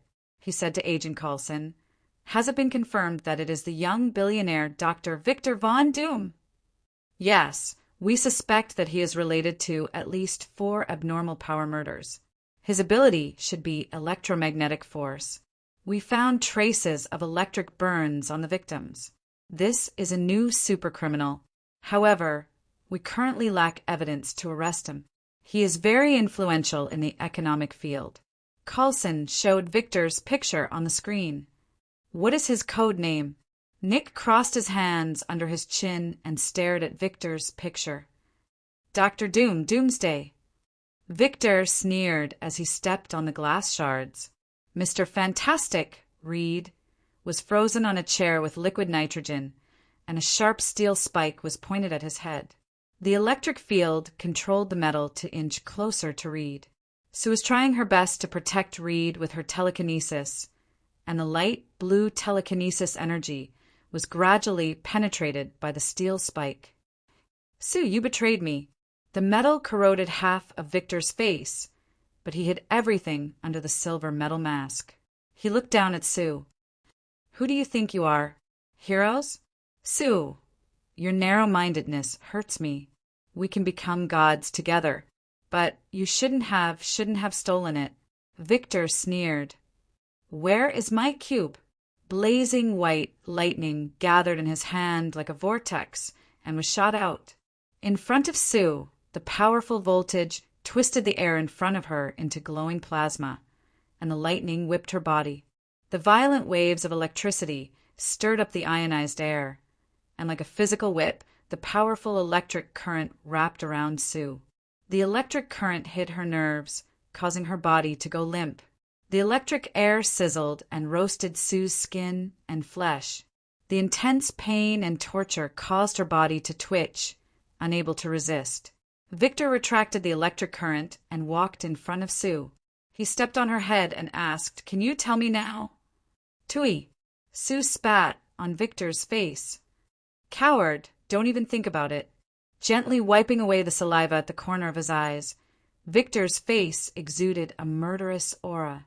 He wiped the mask clean bit by bit and gently held Sue's neck with his right hand. He said softly, "Sue, no matter what, we both had a good time. There are some things I don't want to do, but you have to cherish them. Tell me, that cube, the metal cube with infinite power and power, where did you take it?" "I found it on the spaceship. I found it on my spaceship. It is mine, so please return it to me. Otherwise, I don't know what I will do." Victor's right hand tightened. Sue's face turned red under his hand. She struggled, powerlessly, trying to pry open the steel-like right hand. Gradually, her struggle began to weaken, and her pupils began to slacken. Victor was still as calm as ever, looking at her calmly. Struggle, fear, desperation. The suffocation made Sue feel as if time had slowed down around her. She watched as Victor's face grew larger and larger in front of her eyes. She heard the sound of Reed's heart breaking. Her consciousness seemed to be getting further and further away. It was as if she had sunk into cold seawater. "Let her go." "Bullshit." A huge body fiercely pounced toward Victor. The solid concrete shattered under his body, and a huge concrete block that was half the height of a person smashed into Victor's body. In just an instant, the stone golem threw itself in front of Victor's body, fiercely smashing him down from Sue's head. The fist force that weighed several tons fiercely hacked Victor apart, leaving behind several deep scars even on his metal body. The stone man's body was made of special stone, and his arms were tied into the shape of a huge stick. He was forcefully swung behind by the stone man. The heavy concrete block, along with the remnants of the steel bar, flew out and collided with Victor, who was trying to get up. In an instant, countless stones and dust burst out. The hard fist, mixed with the steel bar, slammed into Victor's face. He was smashed into a deeper part of the wall from midair. "I told you to let her go, Victor," Ben said in a deep voice. "Call me Doomsday." Victor climbed out of the ruins unscathed. In his body, every inch of energy was mobilized by him. The powerful electric current caused his body to show a phenomenon of plasma, but time gradually became slow in his eyes. In a certain direction, a small piece of gravel was slowly crawling in midair. The lines on the stone were incomparably clear in Victor's eyes. He could clearly see every corner and every bump. The porcelain cup that was flying in the air was slowly penetrated by the stone. The crack gradually expanded and finally broke into dozens of porcelain shards. Victor inserted his right hand, which had been transformed by the electric current, into the stone man's abdomen. Slowly but firmly it broke the hard stone of its body and severely injured its body. The raging electric current was like a small magnetic storm bomb, exploding the stone man's wound. Ben's body fell heavily to the ground. Victor returned to Sue, gently held her chin, and asked softly, "Where is the cube?" "Sue, even if you don't think about yourself, think about Reed and Ben. Don't you think 3 people are too many? 2 hostages are enough." Sue raised her head with difficulty, her eyes full of stubbornness. Victor smiled and closed her eyes for her. "Little girl, don't be willful, don't be stubborn. I really like your eyes, especially the unyielding look in your eyes when you look at me." Victor's smile became colder and colder. The steel thorns began to approach Reed's head bit by bit, and the sharp edge had already pierced his skin. "Wait, Victor." The window close to the outside of the building suddenly burst open. Almost at the same time that thousands of glass fragments were smashed into the building by the impact from the outside, Thunderfire rushed in. His whole body was wrapped in flames, and only his right hand was holding a silver-white metal cube. It was a standard cube the size of a human palm. Some black patterns with unknown meaning but mysterious charm were all over its body. After looking at it for a long time, the patterns would change in a strange way. It gave people an indescribable feeling, and just by looking at its appearance, it had the magical power to devour people's eyes. "Johnny." Victor smiled. His face was hidden under the metal mask. Without hesitation, he let go of Sue's right hand and spread it forward. He gestured to Johnny. "Give it to me, Johnny." Johnny hesitated for a moment, but in the end he still handed the cube over. Victor nervously took the cube and studied it excitedly. "The Fantastic Four? Insignificant ants. I thought you could be my partner, even for life, Sue. But you've disappointed me. Do you know what this means? An extraterrestrial creation? A technological item? No, it represents the power to rule over everything. It can achieve anything you can imagine. Reed, I know you've been studying it, but you're a complete idiot. There are some things you can never touch. In the Dead Sea Ancient Scroll, it represents the war before the apocalypse. In the most ancient legends, the 4 nights announce the apocalypse to all living beings, and this is the War Night. Legend has it that it is a weapon with boundless power, and it holds the power of divine punishment. When its secret is unraveled, the apocalypse will once again descend upon the world. With it, Victor laughed. "I will be the king of the world." The cube trembled intensely in Victor's hand.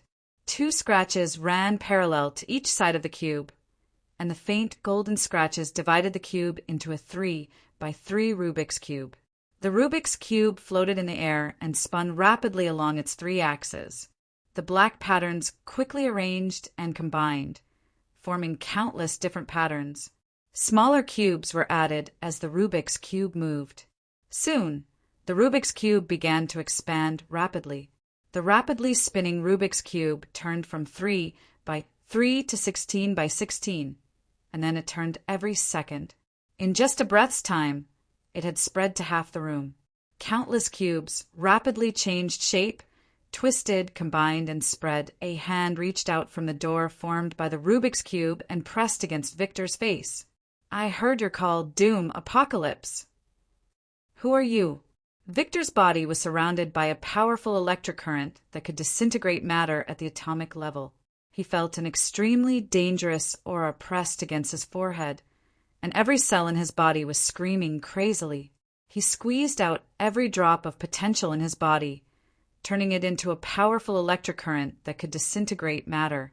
It was a powerful energy that could destroy all of New York, so violent that it was on the verge of a nuclear reaction.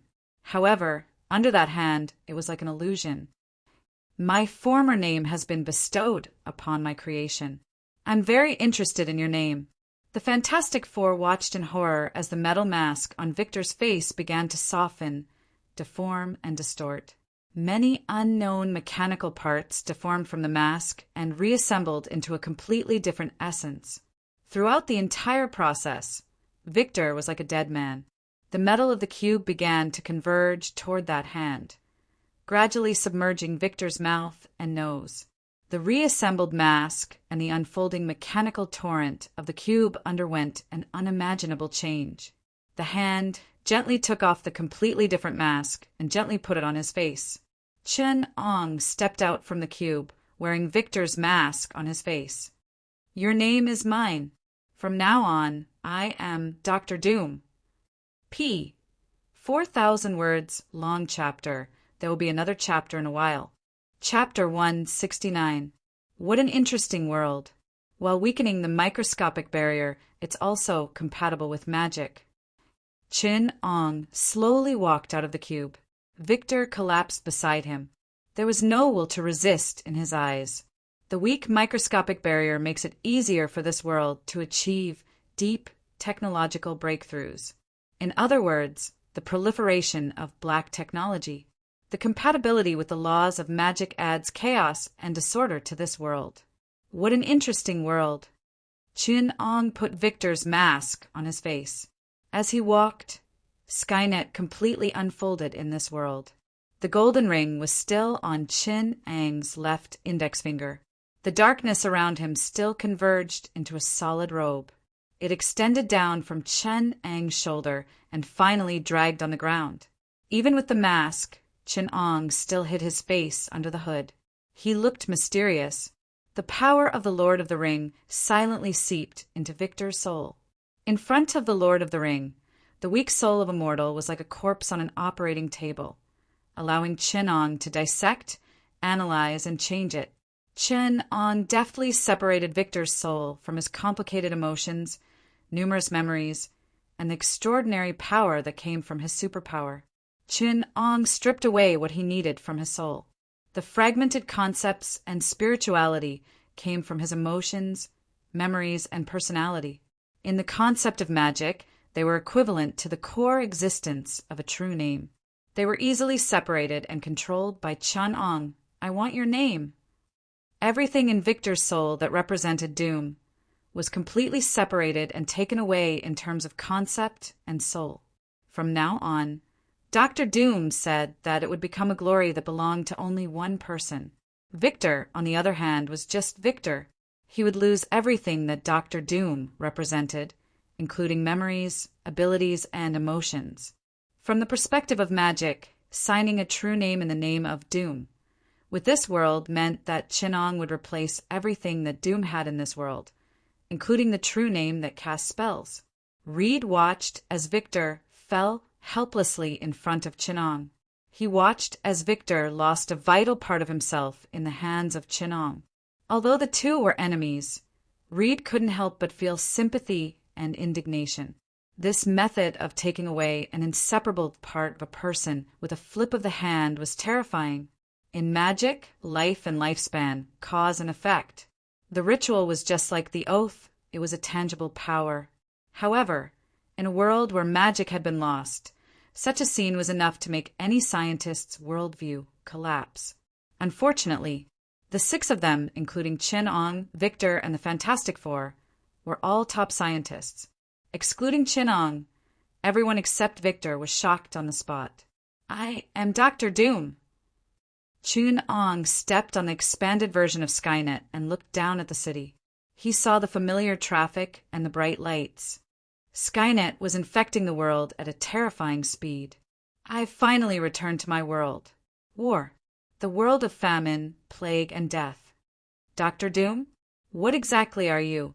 Reed struggled to get up from his chair. Sue had taken advantage of Victor's preoccupation to help him remove the frozen liquid nitrogen. "No matter who you are, Earth is not a place for you to behave atrociously." The heavily wounded Fantastic Four stood side by side, blocking Chin Ang's path. Behind Chin Ong, Skynet's mechanical body had completed its first reconstruction. The shapeless, massless, and featureless Skynet had transformed. He reassembled his body in a complicated and dazzling manner. A deafening roar that reverberated for hundreds of miles came from the mouth of the giant mechanical dragon.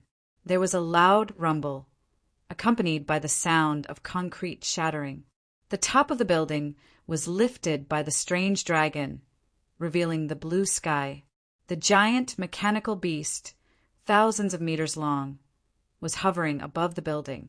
The strong wind made it difficult for them to stand, but Chin Ong stood firmly on top of the strange dragon. Looking down at the vast world, the pedestrians were like ants weaving through a web. Chin Ong could even smell the faintest and most familiar smell of gunpowder coming from Chinatown. Today was China's traditional Lunar New Year. A long sigh came from Chin Ang's mouth. His unusually clear Chinese echoed in the ears of the Fantastic Four. "As a stranger in a foreign land, I miss my family even more during festivals." With a whoosh, accompanied by the sound of air being torn apart, the giant mechanical dragon rose into the sky in the blink of an eye. It rose thousands of meters into the sky and turned into a small black hat, disappearing from everyone's sight. Only then did the Fantastic Four have the opportunity to break free from the restraints that were stuck on their joints. But the figure had already disappeared into the horizon. Dr. Doom, a super criminal who appeared in New York 36 hours ago. He is proficient in magic and technology and possesses a very high-tech mechanical armor. His origin is related to a special item. Please look at file D276, a metal cube found in a space cosmic storm. We speculate that he may come from an unknown civilization. But the cube closely related to his origin has an important religious and historical position in the ancient texts of Earth. We have found the same model in the pyramids, in the mausoleum of the first emperor in Angkor Wat, and in the ancient city of Rome. In Christianity, it represents the war of one of the 4 horsemen of the apocalypse. In Buddhism, it is known as the end of all wisdom. In the primitive voodoo religion and Mayan ruins, it is regarded as the harbinger of disaster and the incarnation of fear. Nick Fury stared silently at the metal cube in the projection. Everyone knew that his attention was not focused on the beautiful and mysterious patterns, but no one would disturb his thoughts unknowingly. This case is under S.H.I.E.L.D.'s jurisdiction. Nick Fury said resolutely, "It doesn't belong to Area 51. F***CK We are touching a very dangerous field, a field that is relatively unfamiliar to humans. Whether it is space or history, it is quite dangerous for us. This is not only an opportunity, but also a challenge." Dr. Doom is a typical high IQ criminal. He may have mastered knowledge and technology that is completely unimaginable on Earth. In the process of investigation and execution, open imagination is allowed, and thinking that breaks through common sense is allowed. Let the best hypnosis experts wait in the White House. Send letters to the university's special history and cultural research scholars, and apply for support from some special departments. We need to figure out his mysticism system, activate abnormal case 093, and monitor the psychology and behavior of key personnel. We need to prevent a sudden attack from supernatural factors. Nick's eyes flashed with an indecipherable glint as he muttered to himself. Chapter 170. When Chen Ong appeared on the streets of New York, he had changed his clothes. He now looked like a Chinese studying in New York, showing a harmless and peaceful temperament. It was a leisurely afternoon, and the streets of New York were bustling and lively. Tourists and students from all over the world could be seen everywhere. Even Chen Ang's obvious oriental dress was not eye-catching. This is Manhattan. Chen Ong was very familiar with this place. His first laboratory and consortium were in Manhattan, and the first city he destroyed with his own hands was Manhattan, New York. Every street and every high-rise building here might have once been his property or occupied by him. Even if they were not, they must have been destroyed by him. Chen Ong could even clearly remember the Empire State Building, where the Iron Throne was located, half of Manhattan that was destroyed by an electromagnetic cannon, and the other half of Manhattan that was eventually covered by a meteorite base. There is no surface covered by the metal base, no quantum light brain in the underground core, no 200 trillion engineering test robots, no gravity wells, no dimensional detection laboratory, no large hyperspace warp laboratory, no mine network, and most importantly, no experimental equipment and venue that Chen Ong is familiar with. The former Swallowing Star Base and the underground laboratory of the consortium have no traces of their existence here. Without the necessary experimental equipment, personnel, and venues, this is an ordinary urban core area. No matter which world it is, this is his lair. Marvel World is a world of great research value, even for Chen Ong. There are endless cosmic civilizations and magical knowledge here. Many representative and specific powerful forces have aroused Chen Ang's interest.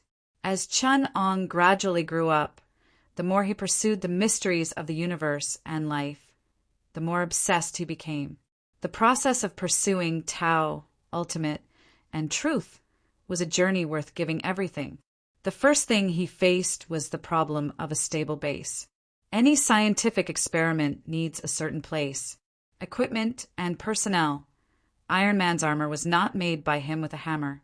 At the level of Chen Ong, the experimental conditions for scientific research are becoming more and more demanding. He even needs to build laboratories in some extreme cosmic environments. Of course, a large number of resources are indispensable. A conservative estimate is that the material of the Earth is not enough for a large-scale experiment in the warp laboratory. However, all these problems will wait until the return of the 4 knights who have already taken root in the universe. It was no longer a problem. Before that, Chen Ong needed a simple base that could satisfy his basic research and experiments. Even though most of the materials could be solved by Skynet, he still needed to dig out the ground under Manhattan.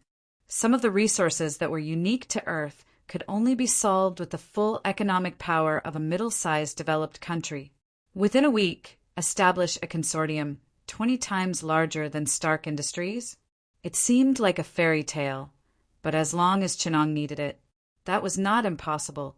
Skynet, build a world market model, analyze global economic data, and begin to infiltrate the internet.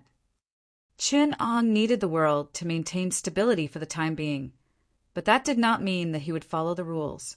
As a powerhouse, it had become his instinct to make others obey his rules, carry out the material preparations, and attack the upper echelons of the global economy.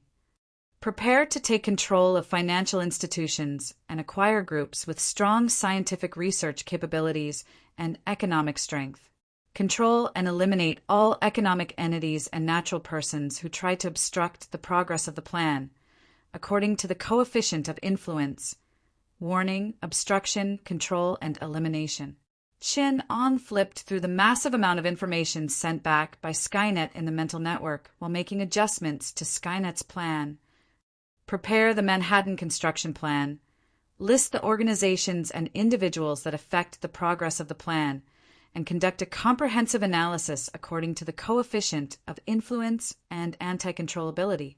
I want to know who we can't control for the time being, and who is the first to be eliminated. Who is the first? Many names rolled on Skynet during the war, and the most influential was, of course, the United States government. It could be subdivided into 3 major categories: government departments, intelligence organizations, and special intelligence organizations. In addition, there were the powerful consortia and economies in New York, but these groups were important chess pieces to control the development of the situation and could not be easily controlled. Therefore, the first name that popped up on Skynet was not as famous as Tony Stark, Bush, or Norman Osborn, but it was also the famous Emperor Jean Bing of the underground world. Doom. Dr. Doom? Another coward who hides himself behind a mask. The huge kingpin lay relaxed in the hot spring. His strong muscles of more than 400 pounds gave him infinite strength, and his fighting ability was once close to the most powerful human on Earth. But it also brought great pressure and negative effects to his internal organs and body circulation.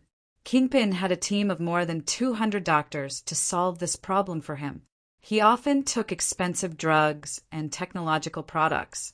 In order to reduce the pressure on his heart, he had the habit of soaking in hot springs. Victor Von Doom? If it wasn't you, who would it be? Kingpin shook his head and said, "If it wasn't you? Why are all the results of the investigation pointing to you? The murdered shareholders, the competitors that you destroyed, and the Fantastic Four. If it was you, why do I feel uneasy? You are far from enough to make me feel fear. Doom, those 4 superheroes have their eyes on you, Boros." The lawyer on the side handed him the documents. Reed discovered the people we sent to infiltrate the Victor Corporation. He discovered that we obtained a mutation sample from that cosmic storm. They are investigating us. For self-righteous clowns, nothing to worry about. Kingpin stood up from the water. His muscles piled up like a hill, making him look like a devil. Those so-called heroes, the Punisher, Super Daredevil, they can cause us some trouble, but they will never threaten our foundation. This world is ours after all. What's really worth worrying about are those who are like us. Those who are most like us are often the most dangerous. I've spent countless days in the dark and seen many dangerous existences. Stark, Osborn, and the most dangerous government. Why do I have to pay taxes for the U.S. government when I can retaliate against the police? Because Stark has to pay taxes. Kingpin looked at the documents in his hand and clasped his hands together. The instantaneous explosive force from his muscles shattered the documents into fingernail-sized pieces. He stepped out of the pool and pulled out a tightly bound man from another boiling pool on the side. The hot, boiling water turned the man's eyes gray, and his bones were visible under his cracked skin. Kingpin dragged the man from the rough wooden floor to the concrete floor, staining the road with blood. There are 2 sides to this world. Our clients are powerful and have amazing wealth. They receive the envy, jealousy, and praise of everyone every day, but their hearts are empty. They need something to fill their hearts. Some bloody, exciting games. Obviously, that's something that can't be known, so they need me, Kingpin, to deal with these things for them. Kingpin's thick fingers tore open the flesh on the man's face. His voice was bloody. "Including people like you. You have a family, son. A job as a reporter won't make you famous, but persistence and stupidity will destroy them. You should have read the information you stole. Our clients like to hunt and play games. For them, what is more suitable prey than a young, beautiful girl and a happy family? They play games with your cherished love, but you can't stop them." Kingpin pulled the man's scalp and mercilessly slammed him against the wall. "Because you are insignificant." Kingpin clapped his hands, wiped the blood on the towel handed over by his men, looked at the man on the ground like a dead dog and ordered, "Drag him down, let him see his family join the game with his own eyes and choose a rich man with special hobbies for his daughter." I guarantee that she will be satisfied. We have all kinds of guests with special hobbies. Kingpin nodded indifferently. His cruel and excited eyes told everyone that he enjoyed this kind of thing very much. But Kingpin's reaction and senses were very keen. Although his body was huge, he was not clumsy. Instead, he could smell any difference in the smell of blood within a kilometer. The strong smell of blood that made Kingpin's hair stand came from outside the door. It was not the smell of blood in the sense of olfactory molecules, but a smell of killing, cruelty, terror, and brutality. It belonged to the common sense of the butchers in the dark. Kingpin felt several bloody smells that made him feel like there was a blade on his back, and a terrifying aura like the abyss. It belonged to the monarch in the darkness. Go outside and take a look. Kingpin ordered calmly, but he prepared to leave from another passage. His men were used to obeying some of his strange orders, so they obediently walked out. Kingpin's underground kingdom was powerful and magnificent. He employed nearly 100 superpowered killers, and experimental bases for studying superpowers were spread all over the world. The weapons used by his private army were much more advanced than the weapons in any place in the world. He was the unshakable king of the underworld. He also had an evil brain. Anyone who tried to kill him would first have to deal with his kingdom, kill his powerful and fearless guards, kill those cruel and terrifying superpowered killers, and deal with all kinds of dangerous technological remnants and modified humans. Even if the U.S. government wanted to deal with him, they would have to be mentally prepared to turn half of New York into ruins. The most important thing for me is to survive. I will fight for everything else when I have the chance. Don't let arrogance, power, wealth, and dignity blind your eyes. The most important thing is safety. Before Kingpin could repeat his words, his most reliable killer, Bullseye, who had always been loyal to him, flew up in front of him. Kingpin heard a familiar crisp sound. It was the sound of bones breaking, but it had never been as neat as it was today. Crack! Bullseye's upper body was deeply caved in, and flesh fell off his skin. First, there was a bowl-sized hole in his chest. White ribs pierced through the skin, and the bone stubs hit Kingpin's face. Then there was an even more violent tearing and explosion. Everything, including body parts, blood, flesh, bones, and fat, was evenly turned into mud and splashed out from Bullseye's body. Chapter 171. Of all the villains I've ever seen, you're by no means the cruelest. Of all the ants I've trampled, you're not the strongest. Do you think you're cruel, tyrannical, and fearsome? The shadow behind Bullseye was elongated. The ground rolled in front of Kingpin's eyes, and the wooden floor shattered into countless small pieces. Ah, you're still far from it. The shadow wasn't strong. He was covered in a layer of gray metal, and he wore a very familiar mask on his face. At this time, dense silver-white machines poured out of the cracks in the ground and gathered under his body. The skinny shadow was visible to the naked eye in front of Kingpin, and everything around his body was shattered, the concrete and tile pieces that suddenly cracked from the outer wall, the exposed bricks, the exposed steel bars, the wires, the wooden boards, and even the light bulbs on the ceiling all burst open. The fragments of these things revolved around the shadow like stars.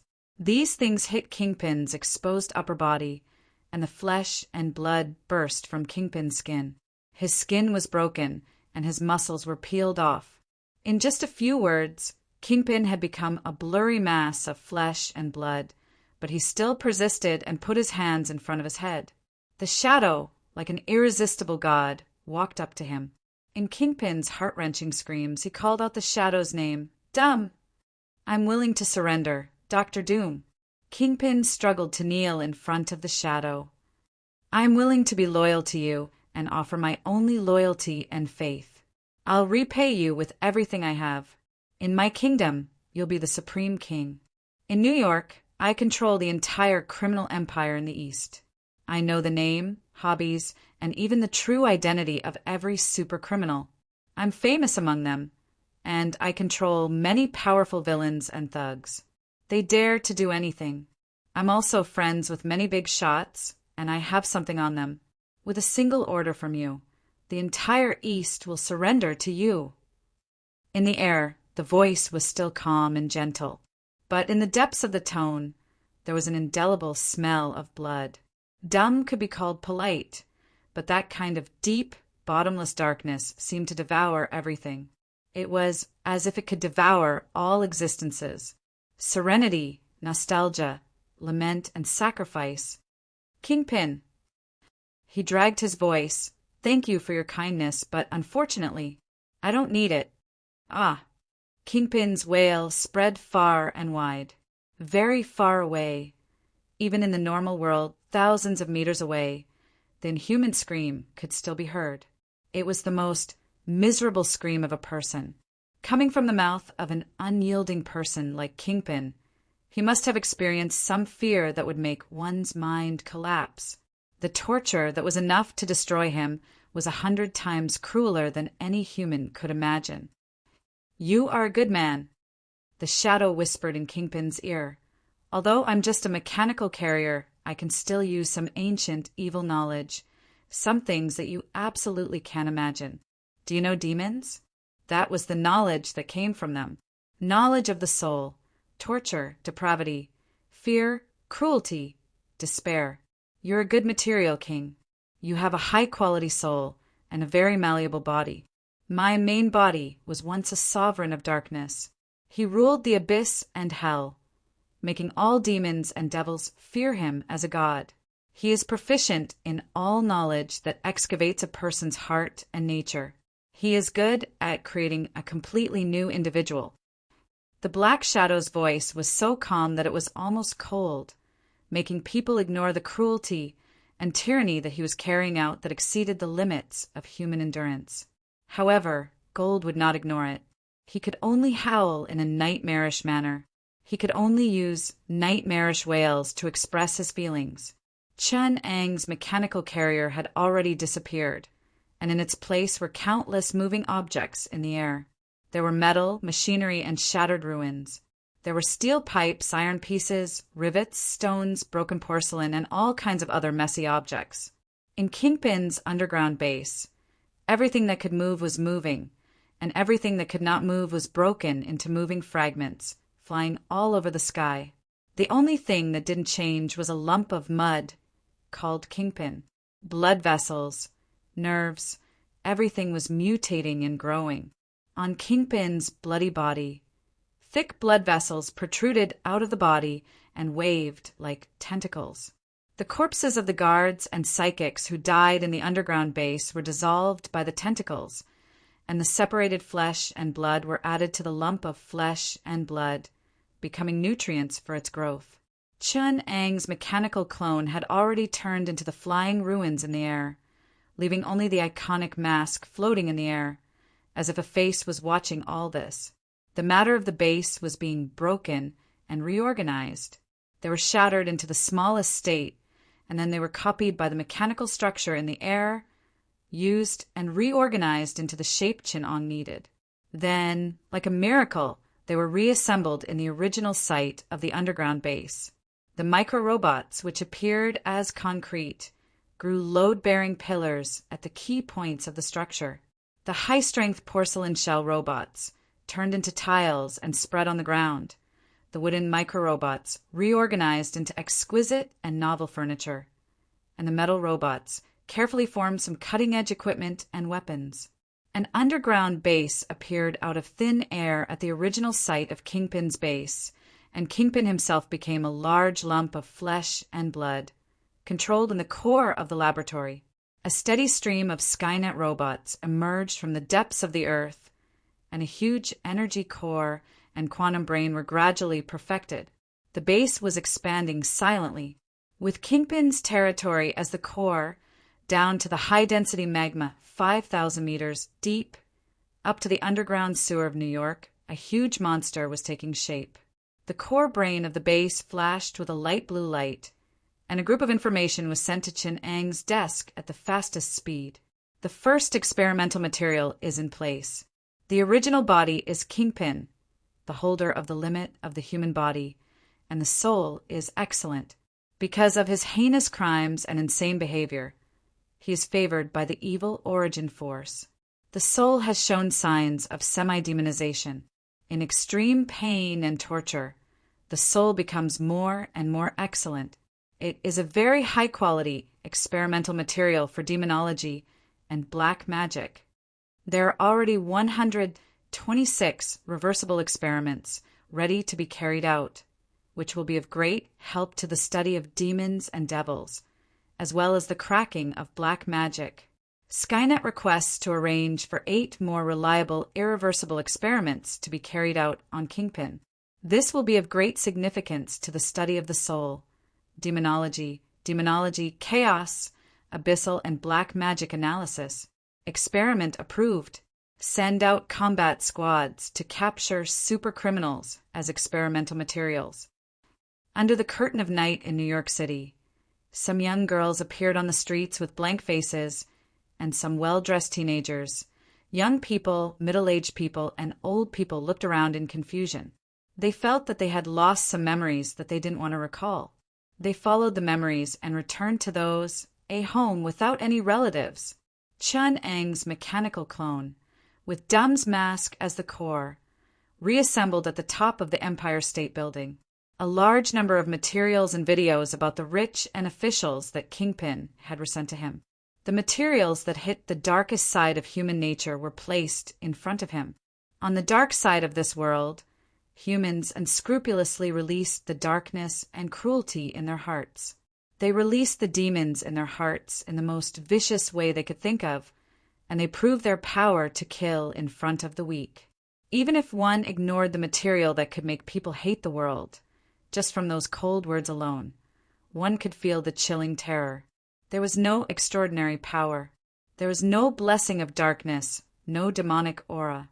On ordinary A4 white paper, one could smell a bloody smell that could not be dispersed. In this familiar place, Chinong once again stood at the top of New York, looking down at the city that was reborn from the long river of time. It was a world of wealth, prosperity, and distortion, a world where light and evil were both inside and outside.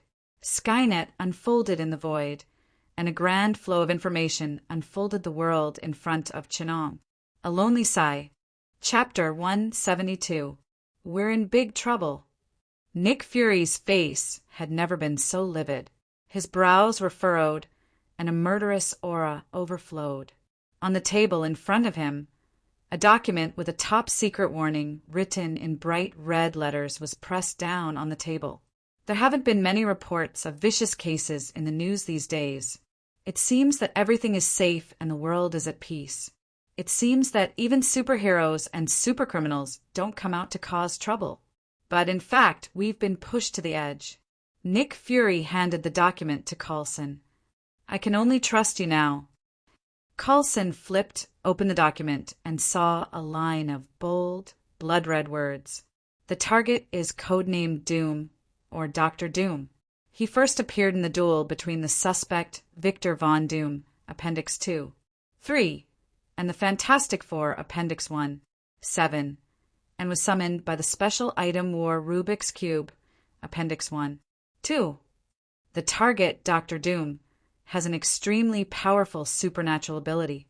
Doctor Strange has confirmed that it is an extremely dangerous magic power. Doctor Strange suspects that the target has God infallibility. At the same time, the target also possesses extremely advanced scientific capabilities. The scientific and technological level that the target has displayed has been appraised by Tony Stark, Hank Pym, and Rhett Richard. At the very least, in the fields of quantum interference, space physics, energy and material science, robotics, artificial intelligence, and conventional physics, the target is at least one generation ahead. At the top of the document, a warning was written in the most striking orange bold letters. Target, Dr. Doom, extremely dangerous. Nick waited for Coulson to finish flipping through the document before telling him cautiously, "What we have to face isn't just these. He's the most dangerous supercriminal so far. Whether it's magic or technology, we can't do anything to him. Even those who are extremely outstanding in various fields are not sure that they can deal with him." With Tawny's pride, he actually admitted that he couldn't design a specific weapon for Doom alone. He actually admitted that he couldn't design a weapon specifically for dumb. Reed also reminded me that we might be facing technology that is beyond our imagination, breaking common sense, and even defying logic and mathematics. Nick turned on the projector on their side, and a blurry image appeared in the shaking. It was obvious that it was shot in a hurry. On the screen, a group of militants were shooting with guns, but there was no one in front of them. From the video, Coulson felt an invisible wave sweeping from a distance, and the militant was squeezed into a ball of meat within 3 seconds. Blood sprayed out evenly from their bodies. Even the equipment on their bodies and the weapons in their hands were crushed into uniform chunks by that invisible ripple. This is a video of a small gang that happened in New York's Black Street this morning. Nick raised the remote and switched to another video. This is a husband who has been warned. The information provided to us. The background of the video was obviously an extremely safe base, with guards and mercenaries everywhere. The corpses stretched from the entrance of the base all the way to the end of the video. As the video switched, the situation on the other side was revealed. It was a huge humanoid creature that was 10 meters tall. Dark red flames rose from its exposed skin. 2 huge bat wings extended from its ribs to its back, spreading out over 10 meters. Long curved horns pass through its 2 narrow points. Under the giant feet with reverse joints, there were even horny hooves similar to those of an antelope. Its face was a bit like a human, but lava and flames flowed out of its facial features. From the contours of its face, composed of bones, dark red lava could be seen flowing, as well as a dark, fallen soul. Kingpin. Coulson shouted the name of the soul. He watched him suffer in the flames of hell. It roared, sinister and terrifying. This body was its support as well as its cage. His soul would forever be tormented and tormented within the raging flames. It became the source of the hatred, curse, resentment, distortion, and endless pain of this demon's body. That's him. Although Nick Fury had analyzed it many times, he was still shocked by the fear that stemmed from faith. The monster they saw in the Bible and legends appeared in front of them in real life. Wherever it passed, all the enemies that stood in its way, they had all turned into corpses and souls burning in the flames. The strange dark red flames continued to spread as it moved forward. Occasionally, a machine would explode and flames and debris would rush in front of it. The guards in front of the passageway rushed over, but they were caught by its long whip at the waist. The dark red flames on the whip ignited, turning everything into ashes. The burning soul wailed, and the resisting guards were confused and terrified. In such a tunnel, there was no place to hide when the demon waved its whip. The bullets turned into molten copper in the flames on the surface of the demon's body, plating the demon's skin with a beautiful layer of gold. And to do all this, the demon didn't even seriously kill. The demon easily defeated the remaining guards, and they lost all fighting spirit. It picked up the trembling, skinny old man hiding in the deepest part of the base and dragged him out of the base. After Ghost Rider confirmed it on the spot, what appeared in the video is the kind of existence we're familiar with, a demon that represents extreme depravity and evil. Nick's tone was heavy. It smells of sulfur and lava, and its soul burns with an inextinguishable flame of hatred. Ghost Rider thinks that this is an extremely dangerous demon, and it's very likely to be one of the most dangerous and powerful demons, a Balrog. The two of them fell into a long silence. As humans, they were extremely wary of this mythical creature. Often bathed in fire, using lava as armor and flames as cloak, and feeding on the souls of sinners. Wrapped in the inextinguishable flames of sin, it curses everything in the world with hatred, jealousy, resentment, and pain. Now we know what kind of monster we're facing. Kingpin was killed in his lair. The New York government once tried to attack that place, and after evaluation, they needed an armored division and at least 5 regiments of military force to destroy that lair. and there was no guarantee that they could capture Kingpin alive. Coupled with the influence of the big shots behind him, they had no choice but to give up on this plan. We don't have any information about that night. We only know that on that day, Kingpin's underground kingdom was shrouded in a shadow, and those villains were as obedient as dogs under the shadow. All of Kingpin's guards disappeared, and at the same time, some victims who were confirmed to be dead or missing appeared on the streets of New York, but they lost all memories of that story. There's no need for us to be enemies. Dr. Doom hasn't harmed ordinary people yet. Instead of paying a huge price to challenge a dangerous target, it's better to maintain vigilance and surveillance, Coulson suggested. Nick stared at him until the atmosphere between them fell silent again. Do you know who was dragged away in the video just now? Who? It's the second largest shareholder of Oscorp Industries. Right now, he's actively contacting other shareholders to buy Oscorp Industries. He didn't die, and no one knows how he came back alive. And this kind of thing keeps happening again and again. Your life is peaceful, Agent, but in the capital market, there are already turbulent waves. Nick said solemnly, "Don't let your guard down." Dr. Doom is the most dangerous and crazy supercriminal in S.H.I.E.L.D.'s history. His power is spreading wildly in New York, and S.H.I.E.L.D. can't completely monitor the flow of his capital. I don't know how many of the major companies related to our country are already under his control.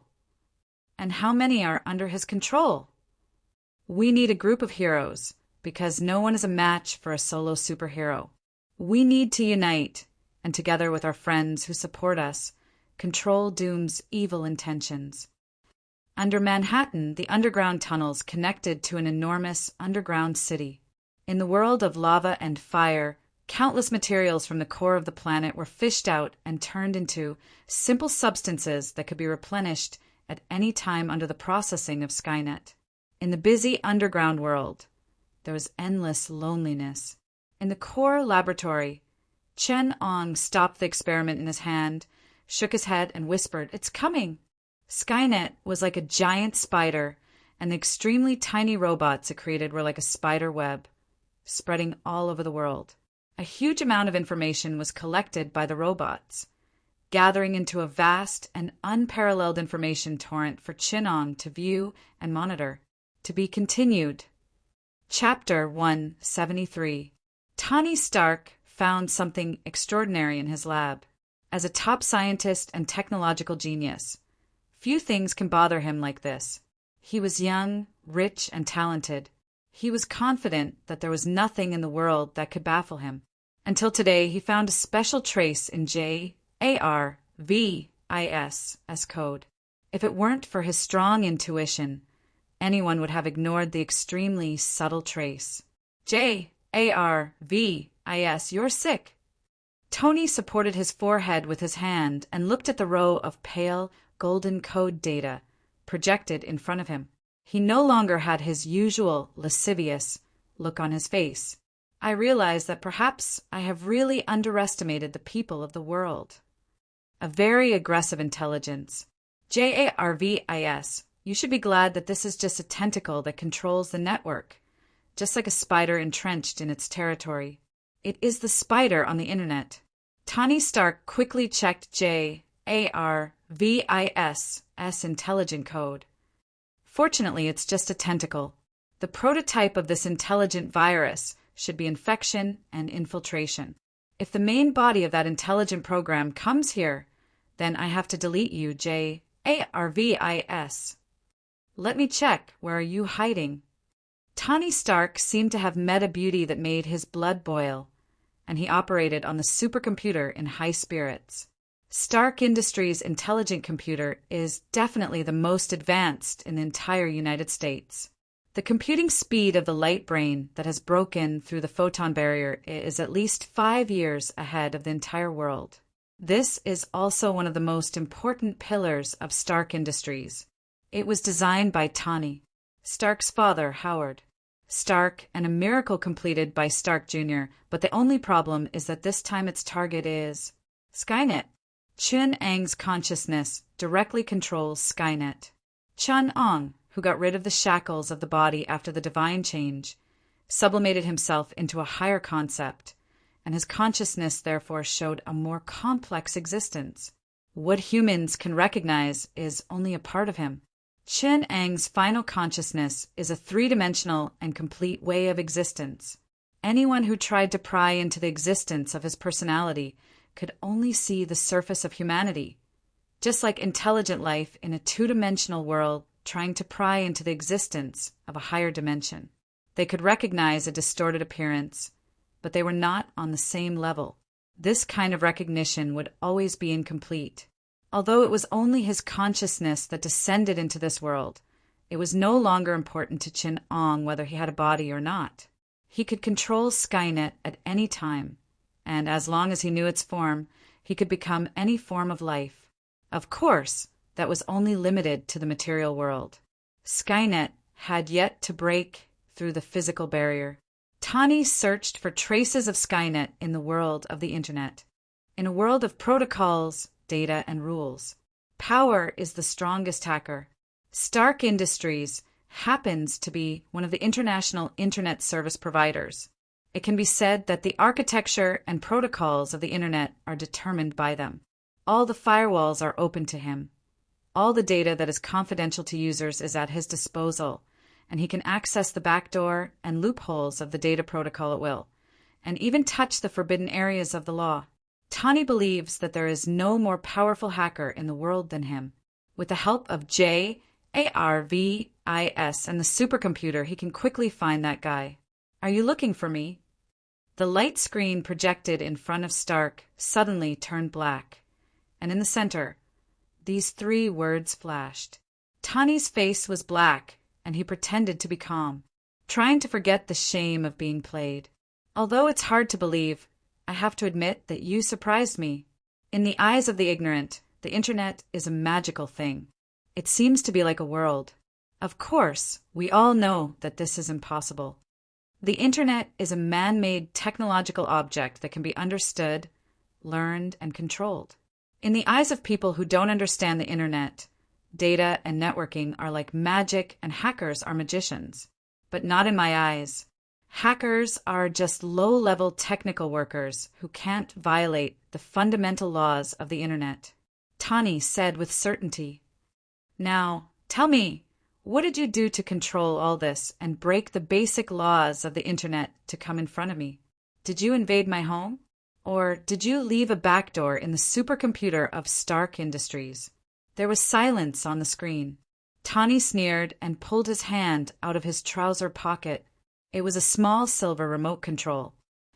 I knew a long time ago that technology is sometimes not so reliable.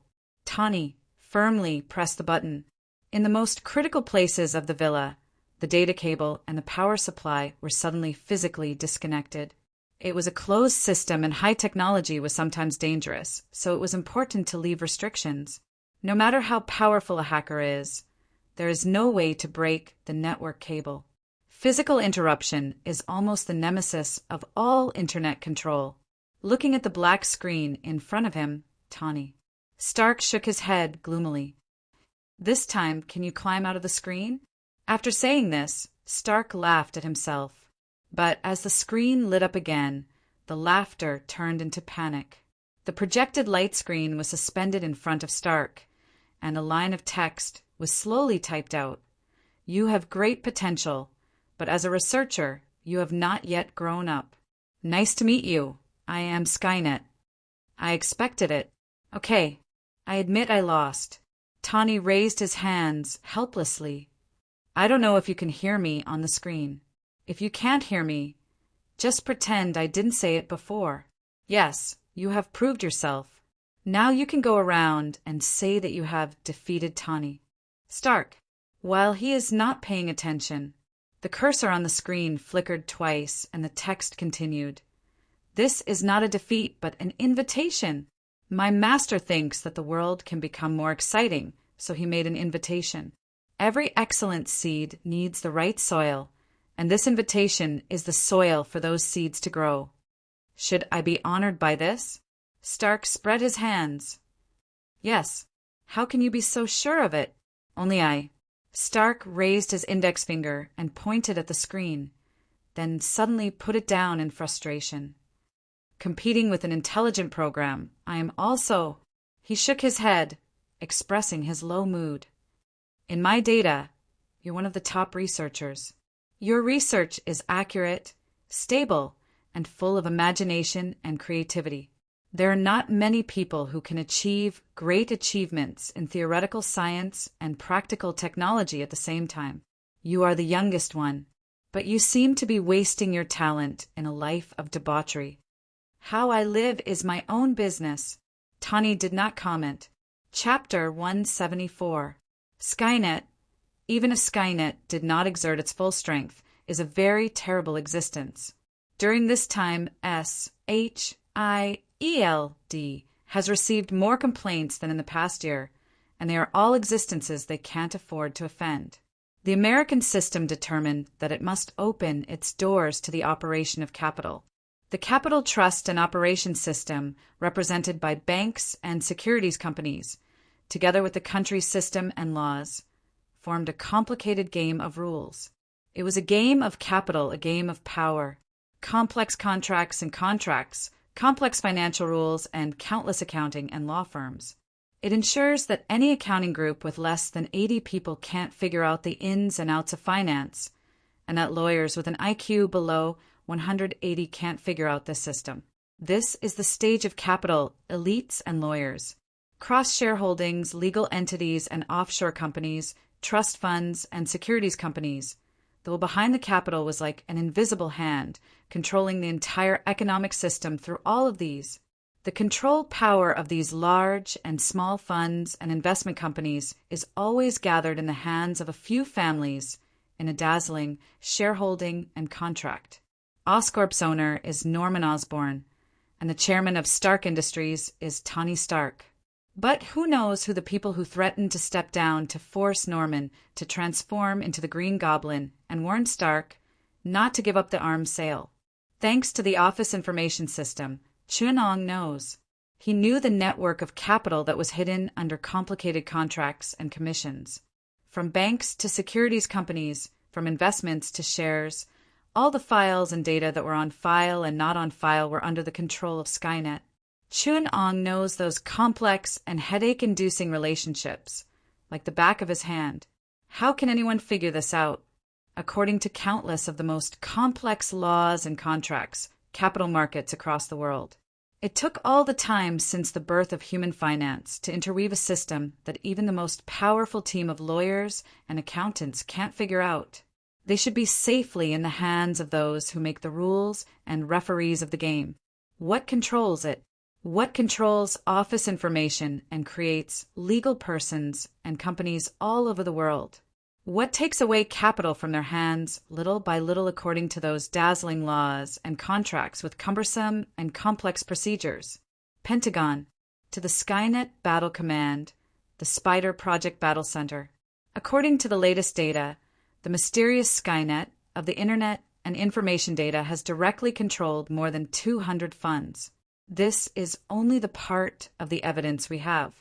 At least 10 times more financial institutions have been handed over. During this period of time, the flow of financial capital is 20 times more than usual. $4 trillion of capital might be controlled by Skynet. In a small conference room, everyone stared at the terrifying data on the projection. The numbers were marked in shocking red. It truly reflected the turbulent waves under the calm exterior of the country. Damn it! Do you people eat shit? The Secretary of State let out a terrifying roar and threw the documents on the table onto Nick's face. And you? Are you just going to sit back and watch that bastard destroy this country? Do you know what this number means? If that guy moved a finger on the keyboard, the United States would be finished.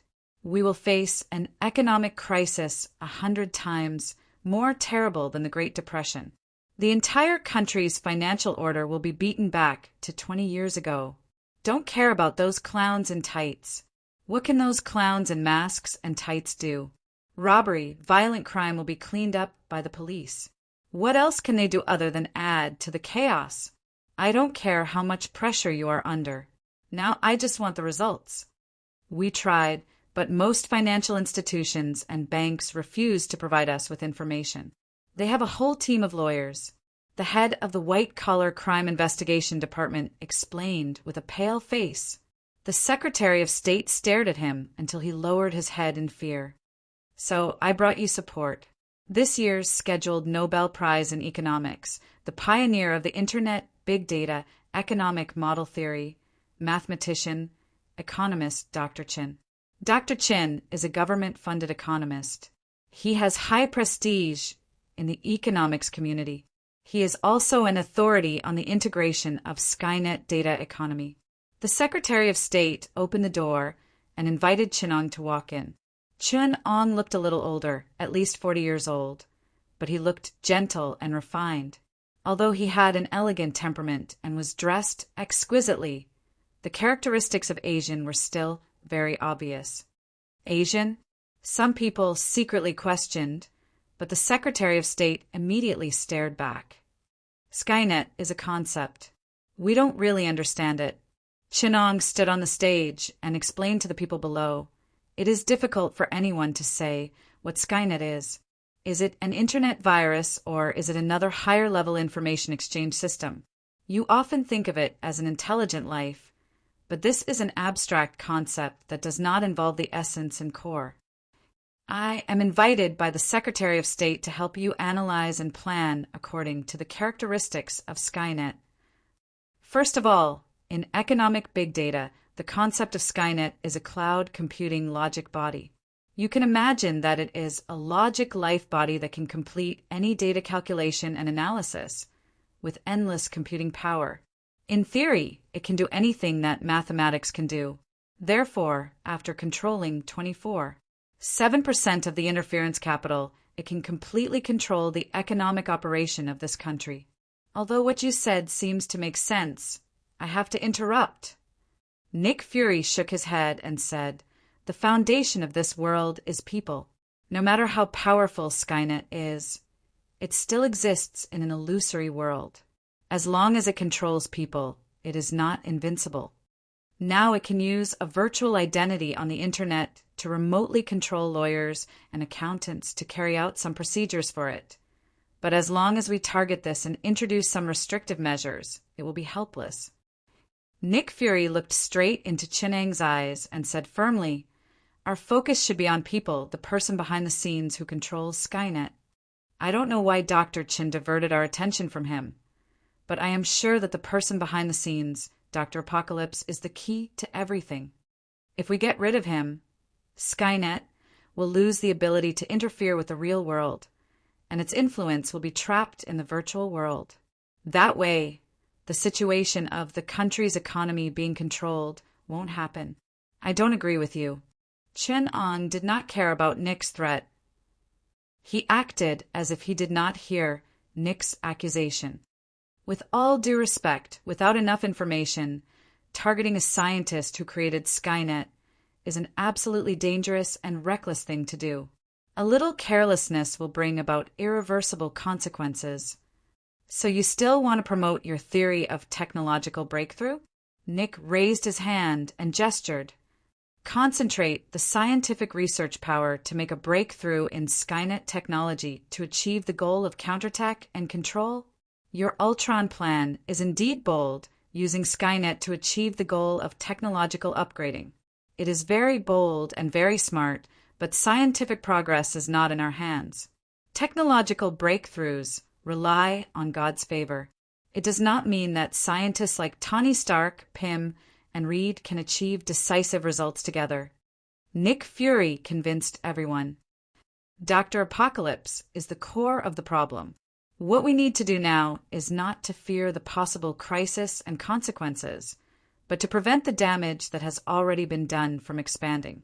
We have already prepared for the worst. Yes, Dr. Apocalypse's desperate counterattack will cause heavy economic losses, but we can pay this price to eradicate the problem in the bud. Destroy an enemy that we can see, or fight an enemy that we cannot understand in a completely unfamiliar field. I think the answer is self-evident. SHIELD has the ability and confidence to bring that Dr. Apocalypse to justice. We have prepared for this for a long time and have also contacted many superheroes and vigilantes. This is also a rehearsal for our Avengers project. Nick Fury was confident. His plan was also complete and detailed. It was difficult to find loopholes in such a detailed plan. It could only be said that he was prepared. However, Chen Ong still asked curiously, "What if the worst situation is worse than you think?" Chapter 175. My lord, they're here. In front of the Statue of Liberty, Chen Ong faced the sea and looked down at the busy New York harbor like an ordinary tourist. However, he didn't seem to notice that there were fewer and fewer tourists around him. Clearly, someone was deliberately luring the tourists away. Some strong men with fierce auras, who didn't look like good people, replaced the tourists. As the tourists left one after another, these people didn't even care about covering their tracks anymore. The area within a kilometer of Chinong was sealed off. As the last two tourists were persuaded to leave by the staff of the scenic spot, the atmosphere gradually became tense. An invisible tension unfolded between Chinong and the agents of SHIELD and the military. Time seemed to be on SHIELD's side. The longer they delayed, the more combat power they could use. I feel a little strange, Reed said to Nick Fury. Dr. Doom is a very scary super criminal. When he killed Victor, I was beside him and I was terrified. He's a cold-blooded and ruthless person. There's no way he doesn't know that hostages are our biggest threat and the most advantageous weapon in his hands. But the evacuation of the tourists has been successful. No matter what tricks he has, I have 10,000 ways to make him die without a whole corpse. Nick sneered. SHIELD isn't here to make a living. Mr. Miraculous was still a little worried. There were many superheroes who responded this time, and it was already the biggest operation in recent years. SHIELD had mobilized all their resources, so there was no reason for them to fail. It's too strange for him to come out. Just as we started the operation, he left his nest and went to visit the Statue of Liberty with a very conspicuous mask. It's really too strange. Mr. Miraculous felt the uneasiness in his heart become more and more obvious. He hesitated for a moment and decided to believe the stirrings in his heart. The surrounding soldiers were ready. If it was in the city center, SHIELD might not be determined to use heavy weapons, but there would be no such scruples in a safer port. Because of this, Mr. Miraculous felt a strong sense of uneasiness, both rationally and intuitively. Ignoring Nick's objections, he went straight to Chin Ong. Dr. Doom, we meet again. Mr. Miraculous spread his hands, indicating that he had no ill intentions. SHIELD has no intention of becoming enemies with anyone. Doctor, but we are determined to maintain the order of this planet, this peaceful and orderly world, and I will not allow anyone to destroy it. Some of your actions have violated this rule. Chen Eng's face was hidden behind the mask, so Mr. Miraculous couldn't see his expression. Order isn't eternal. On the contrary, it's a dynamic balance, a kind of competition and relative stability after determining one's status and identity. It was like an alien species in the biological system. They need to determine their position in the food chain through natural selection so that they can integrate into the local ecosystem. The same goes for human society. If you focus on a short-term fixed order and treat this dynamic static fragment as a fixed truth, you will definitely see me as the enemy of order. Reed explained, You don't have to worry about that. That's the truth. There was a hint of amusement in Chen Eng's voice. When I came to this world, the order that you maintain has already been broken. This is an unchangeable fact. I can't be apart from the world, communicate, interact. Friction is a normal process, unless I am an invisible person. Otherwise, I will always have to follow the laws of nature to determine a new dynamic balance of order. But you should try to integrate and accept our order. Reed emphasized. You may have misunderstood what I mean. Chin-Ong was still calm. Choosing how to adapt to the dynamic balance of this system is my business. All you can do is accept it. My choice is the law of nature. The strong will be the king. Reed's expression turned ugly. If you choose war, then you'll have to go to war. That is equivalent to choosing destruction. Shield won't sit back and watch. We will do everything we can to destroy you. I don't care how you respond. Chin-Ong looked back at Shield, as special agents and the military, leaning against the railing behind him. If you still don't understand, I can give you a vivid example. Do you see the ground under your feet? What happened here hundreds of years ago? Everything the European colonists did was based on the dynamic balance of the laws of nature. The order of America hundreds of years ago and the order of this land today have never been fixed. This is the result of the contact between civilizations, finding their own position in the dynamic order.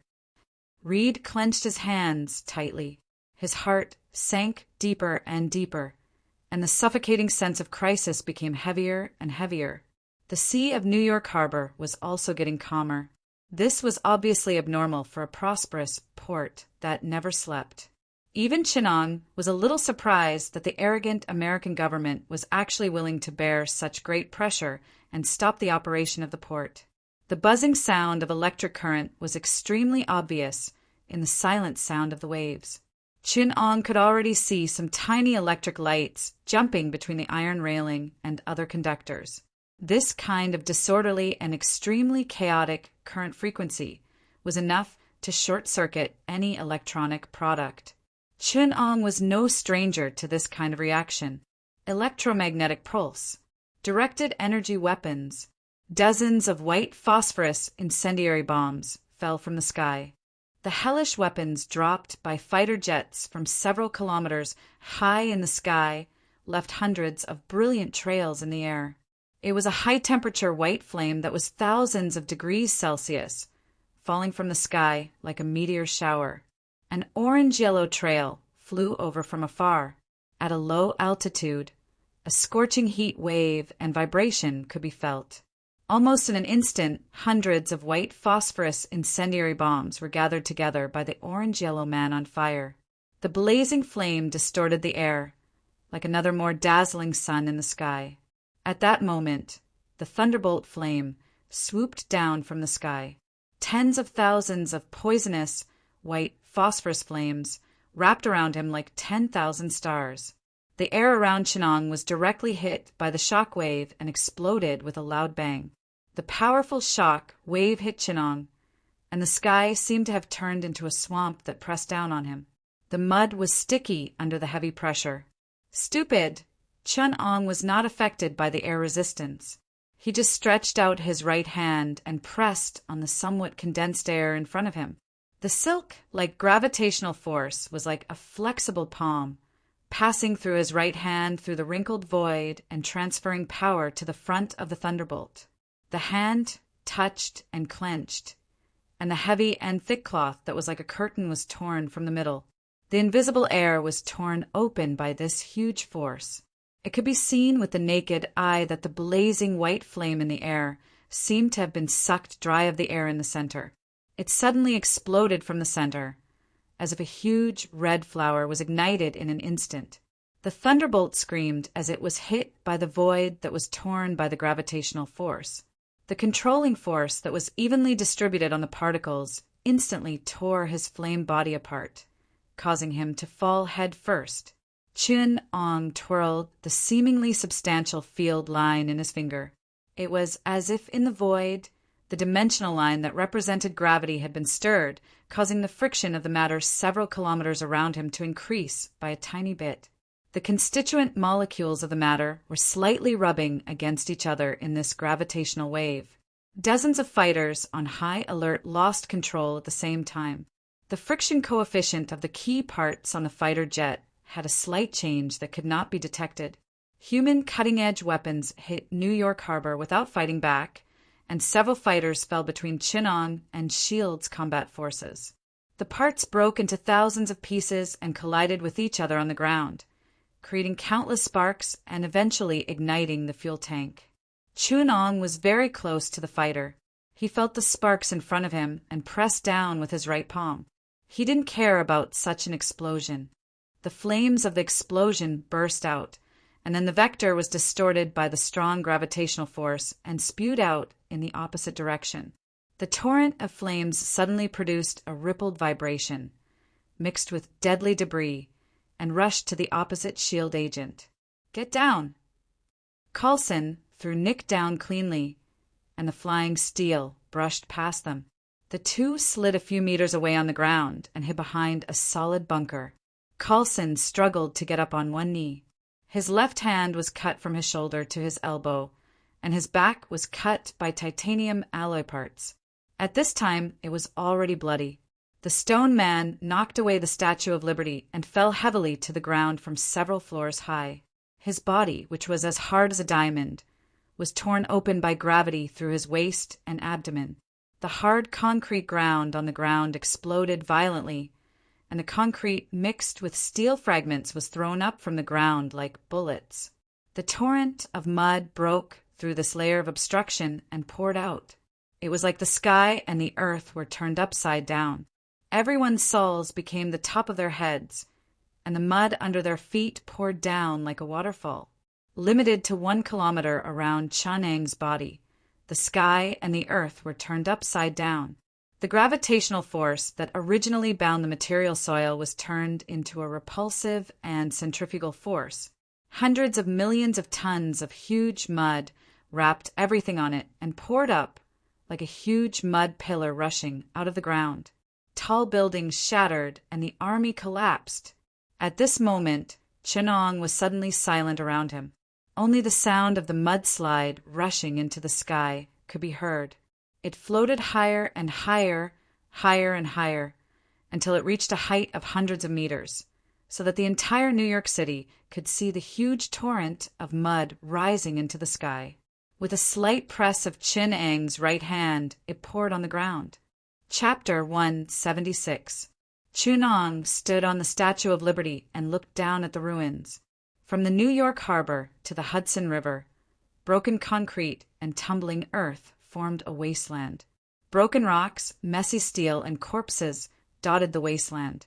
Everything that used to be on this land had disappeared.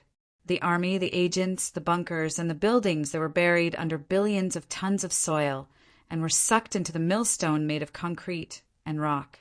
Their bodies were smashed to pieces, and their flesh seeped out of the soil, dyeing the ground dark red. Chinong had wiped out nearly 4 levels of S, H, IELD, S elites with a flip of his hand.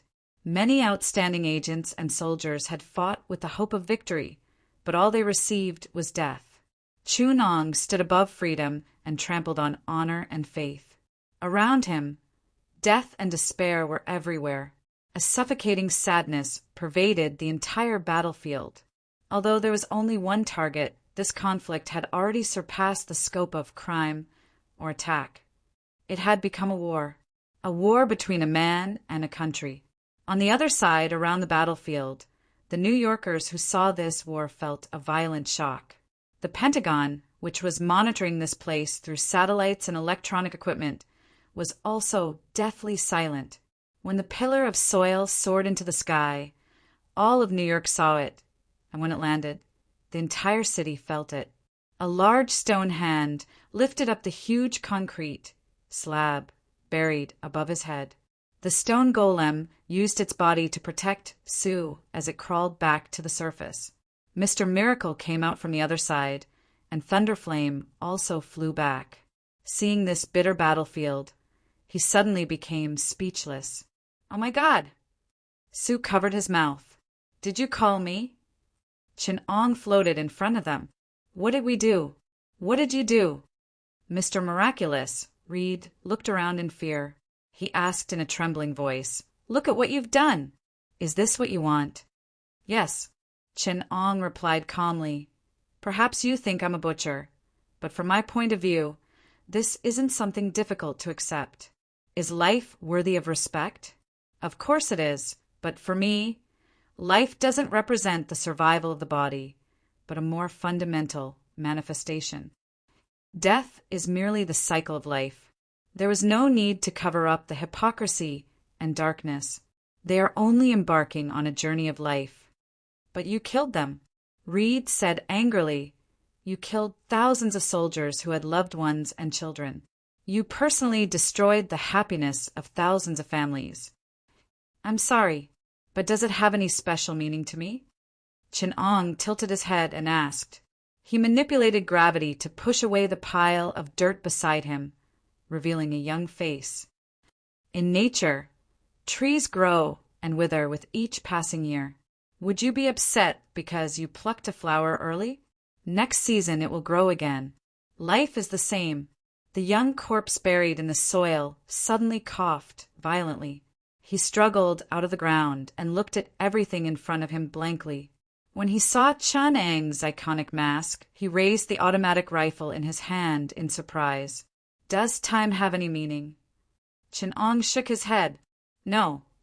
The wounds on the resurrected soldier's face quickly disappeared, and he became younger. He looked at the rifle in his hand in surprise, as if he did not understand why he was wearing a military uniform. Is death worth fearing? It is not. The soldier's height suddenly shrank. He looked as young as a high school student. His eyes still had the sloppiness and unruliness of young people, and some tattoos of vulgarities appeared on his arms.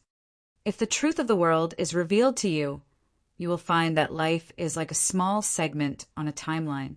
You will realize that life is like a small segment in a timeline. If a point on it disappears, it will be meaningless to the entire segment of life.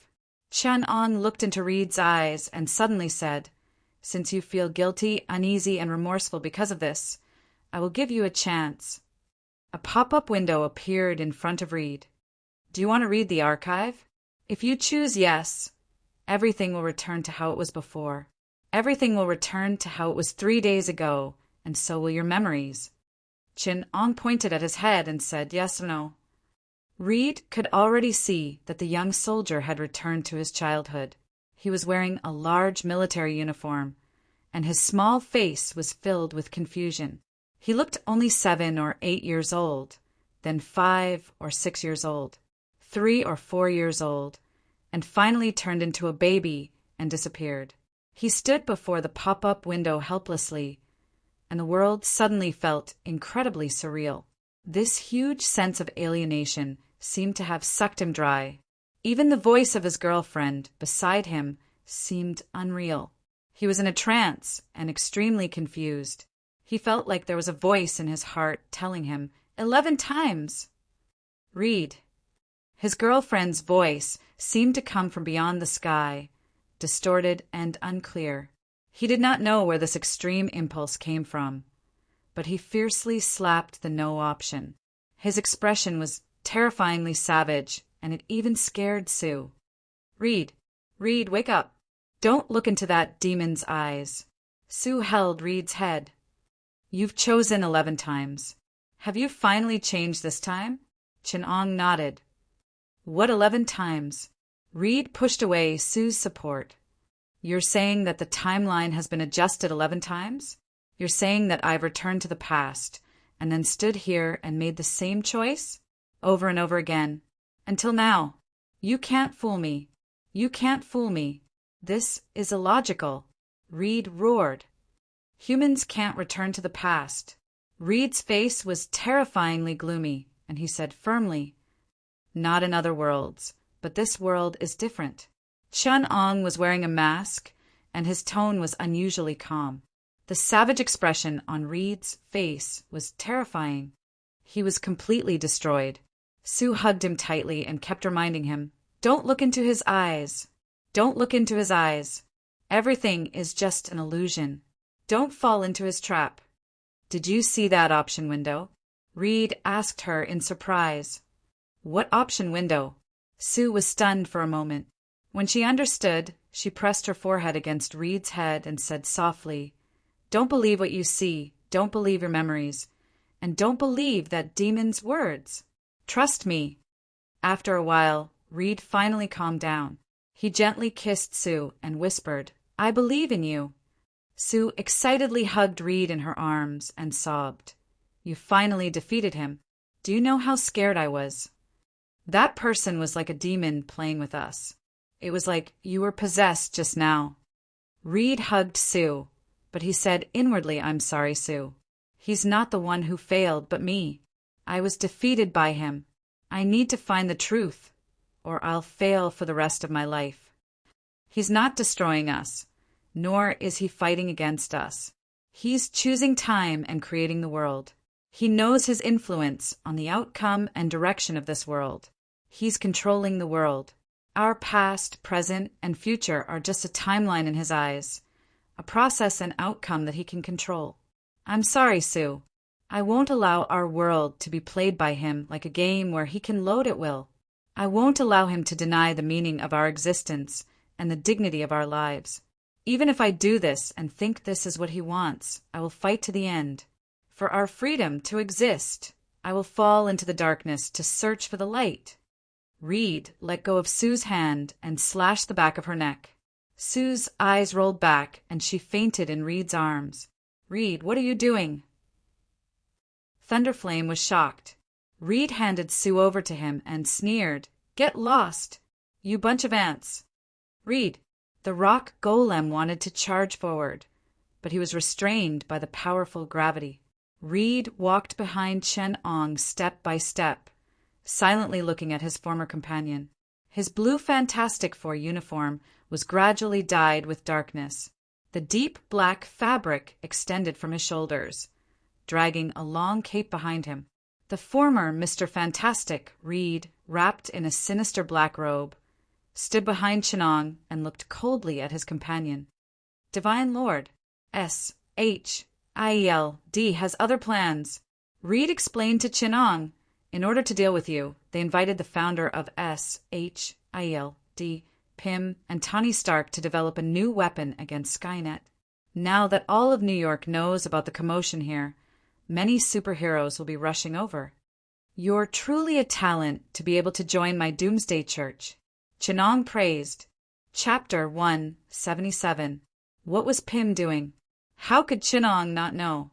As early as a week ago, SHIELD agents came to Chun Ang's laboratory at Oscorp Industries. Chun Ang's identity was clear, and naturally there was nothing for SHIELD to be wary of. Directly modifying the world's bottom records through arcane spells involving divinity was not something that SHIELD could find out. This was also an area where Chin Ang's arcane and scientific theories had not been unified. In the fields of space and time, cause and effect, concepts, rituals, and souls, knowledge of arcane spells and divinity were still too difficult for science. If Skynet's technological resources were used, Chen Ong would probably have to break through the dimensional level to interfere with information if he wanted to modify the world line. Doing so would probably be no different from opening up a new timeline.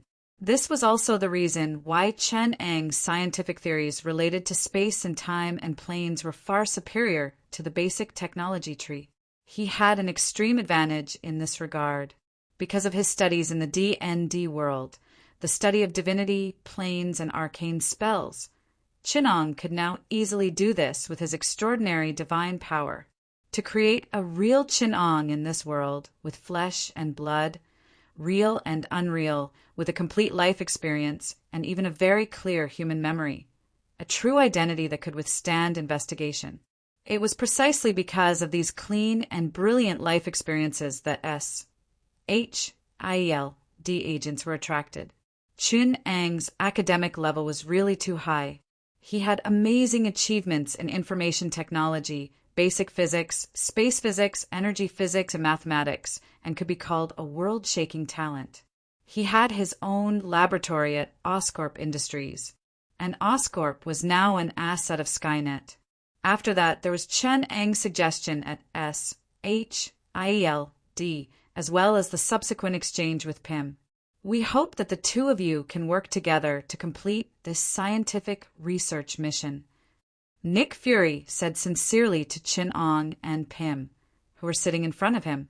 He handed the documents in his hand to them. I know that both of you don't want your research to be used to kill people, but this time we're not here to kill. We are here to save.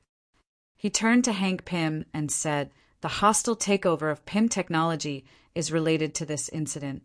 Dr. Doom and his Skynet are destroying the foundation of the entire country. We have reason to believe that the hostile takeover of Pym technology and Osborne Industries in the past few days was controlled by Dr. Doom. Our country is in an abnormal state. It needs your wisdom. Even as the director of SHIELD, Nick could make a move on those anomalies in tights. However, he did not dare to criticize such a strategic-level scientist, even without mentioning the giant corporations behind them. Just their influence alone was not to be underestimated. Pym is an authority on microphysics and one of the founders of SHIELD, while Chin Ong is another all-field scientific research hegemon. Pym particles are very dangerous. Hank squinted at Nick and sneered. Don't talk to me about national justice. When I was fighting for my country, you were still sucking on your mother's milk. You're protecting the peace of the United States, and I'm banning the further application of Pym particles. I'm protecting the safety of the universe. Your greedy eyes only see its power, but do you have a clear understanding of its danger? Nick could not say that he was not a competent director of SHIELD, but he was a politician after all, and he could not think from the perspective of a scientist. The first lesson of every researcher in an experiment must be the baptism of safety and morality. The better the scientist, the more cautious they would be about their own research, because it could destroy the world. Not all scientists were like Chin Ong, who had many samples of the world to study. There was only one world for them. No matter how crazy they were, they had to have scruples. How do you plan to use our wisdom? Chin Ong asked as he closed the document. Nick heard Chin Ang's words. He was instantly excited. Not rejecting immediately was the best answer. He replied cautiously, we plan to use Dr. Pym's mature design, the Ant-Man miniaturized combat suit, and select the best agents to use and operate it, using the energy weapons created by you, Doctor. Nonsense! Chin Ong interrupted him. Don't insult my invention with such a stupid design. Do you think humans are the best creatures at war? Why do you want to fight in a stupid suit? Two of the world's greatest scientists are standing here, and you plan to let them do the work of a weapon designer. Chin Ong sneered. Nick, you're very bold. What's your plan? Let Pym adjust his tights, and then install my micro-interference ray on it? Why don't you find a university student to do the job? I could do that when I was 6. Pym added with an ugly expression. So the two of you are... Nick could not react. Chin Ong nodded. We agree, but all the research process and interference rights are under our control. What about safety? Everything is under control. Nick wanted to swear. You're the one who said that the research is safe, and you're the one who said that everything is under control. You're the one who set the standard. But he did not dare to say this out loud. He obediently brought the two masters who he could not afford to offend. Back at SHIELD's secret laboratory. What was Pym's particle? No one knew this better than Chin Ong. Nominally, it was a special separated subatomic particle that could change the size of the mass of living things. But in fact, the mass of the object had changed after Pym's particle was adjusted. An Ant-Man could sit on an ant, and a tank could be hung on its waist. If their mass was not changed, then the density of the human body and the tank would be comparable to the planetary matter of a white dwarf.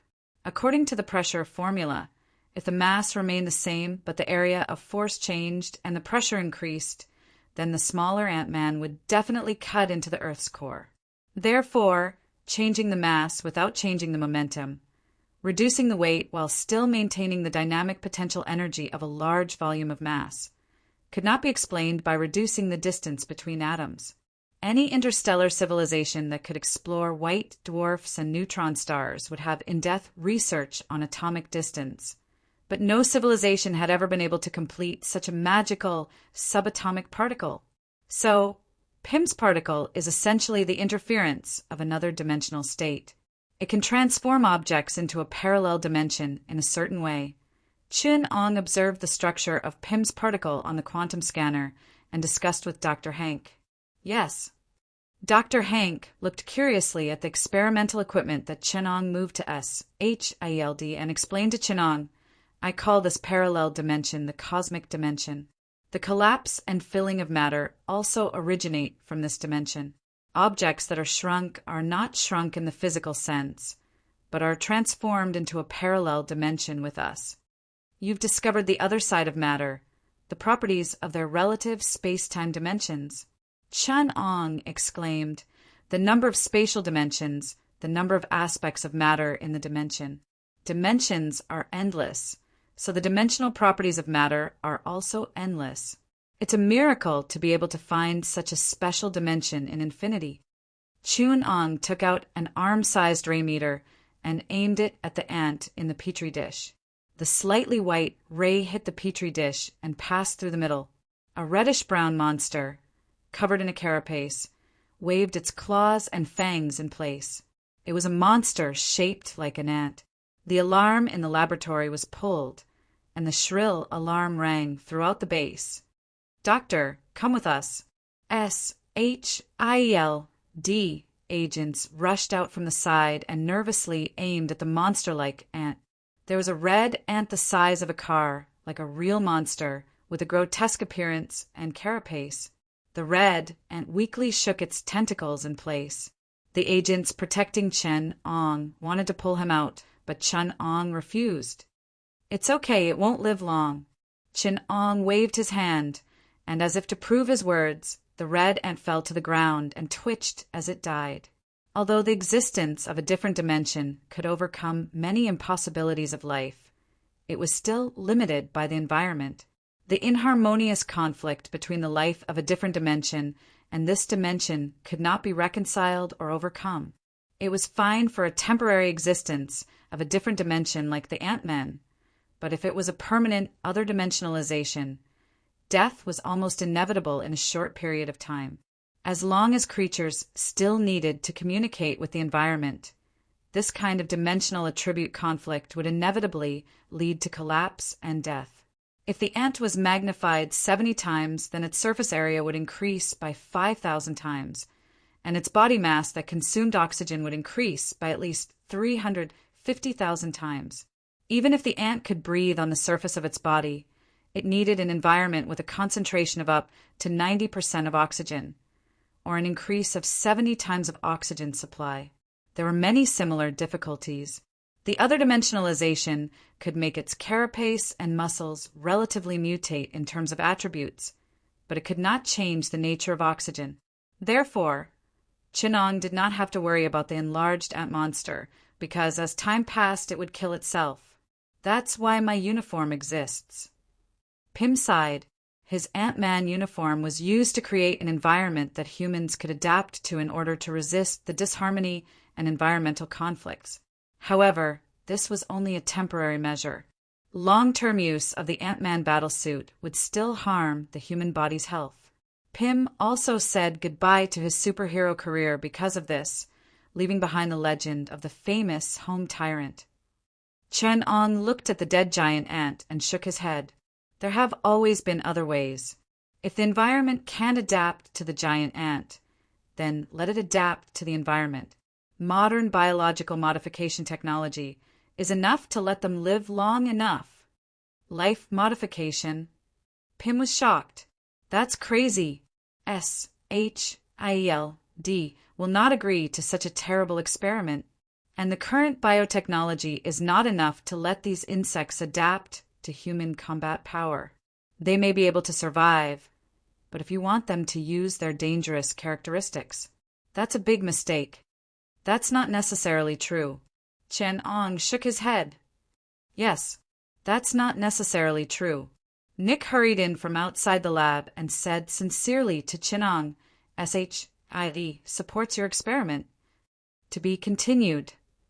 Chapter 178. Collapsed high-rise buildings, exposed steel bars, and occasionally burning steel chariots. Melted steel and corpses mixed together and mixed in the soil paved the road from New York Harbor to the Statue of Liberty. Looking up, there were ruins and wreckage of the city everywhere, as if the last cries of thousands of souls buried here could still be heard. The arrival of the apocalypse reminded the world of the long-lost fear. In this silent ruin, the black blood mud suddenly collapsed into a huge whirlpool. Hundreds of tons of mud were swallowed by the huge mouth that seemed to never be filled until a huge pit tens of meters deep was created. The soil near the surface suddenly bulged, and a dirty, muddy hand reached out from this huge grave. Nick Fury and Coulson climbed out of the soil with difficulty. The experimental Ant-Man combat suits they wore saved their lives. With the help of their reduced size, they successfully avoided the most terrible impact. In the end, they could even use the PIM particles on the combat suits to shrink the soil layer on their bodies and escape. But Nick would rather die in this disaster. He looked around, his expression blank and confused. His once strong and powerful hands could only tremble at this time. This man, who was as unyielding as steel, seemed to have lost his soul, and his body instantly became a lot thinner. Nick Fury, you idiot! Congratulations! You performed a disastrous defeat in front of the whole world. Right in the center of New York, you've shown us an overwhelming war, and you're the loser. The Secretary of State's curses came from the headset built into the helmet, and obscenities rained down on him. Fire at me! Nick's tone was bitter. What did you say? Do you think your death can wash away the shame of the country? SHIELD's backup plan, if there is an enemy that threatens the survival of the country. SHIELD has the right to launch the final response plan. As the director, I order you to launch the final defense plan D. Let me and the enemy perish together. I don't understand what you are saying. The Secretary of State roared in the headset, but soon a cold electronic voice replaced him. D plan is starting, submitting to the mainframe for confirmation. Request approved. Nick took off his helmet and closed his eyes. Facing the sea breeze, he felt the breath of Chen Ong, who was floating on the Statue of Liberty. It was as if he had used up his last breath. You coward! You dare to attack a soldier! You dare to make a move on our young man! His trembling shell seemed to be filled with courage once again. He threw away the coat of weakness and roared like a warrior. Are you ready to meet your end? He was like a lion with messy hair, and his eyes were like the fierce gaze of a wounded beast as he looked at Chen Ong. They wanted to tear him apart, make him suffer. He wanted to destroy him.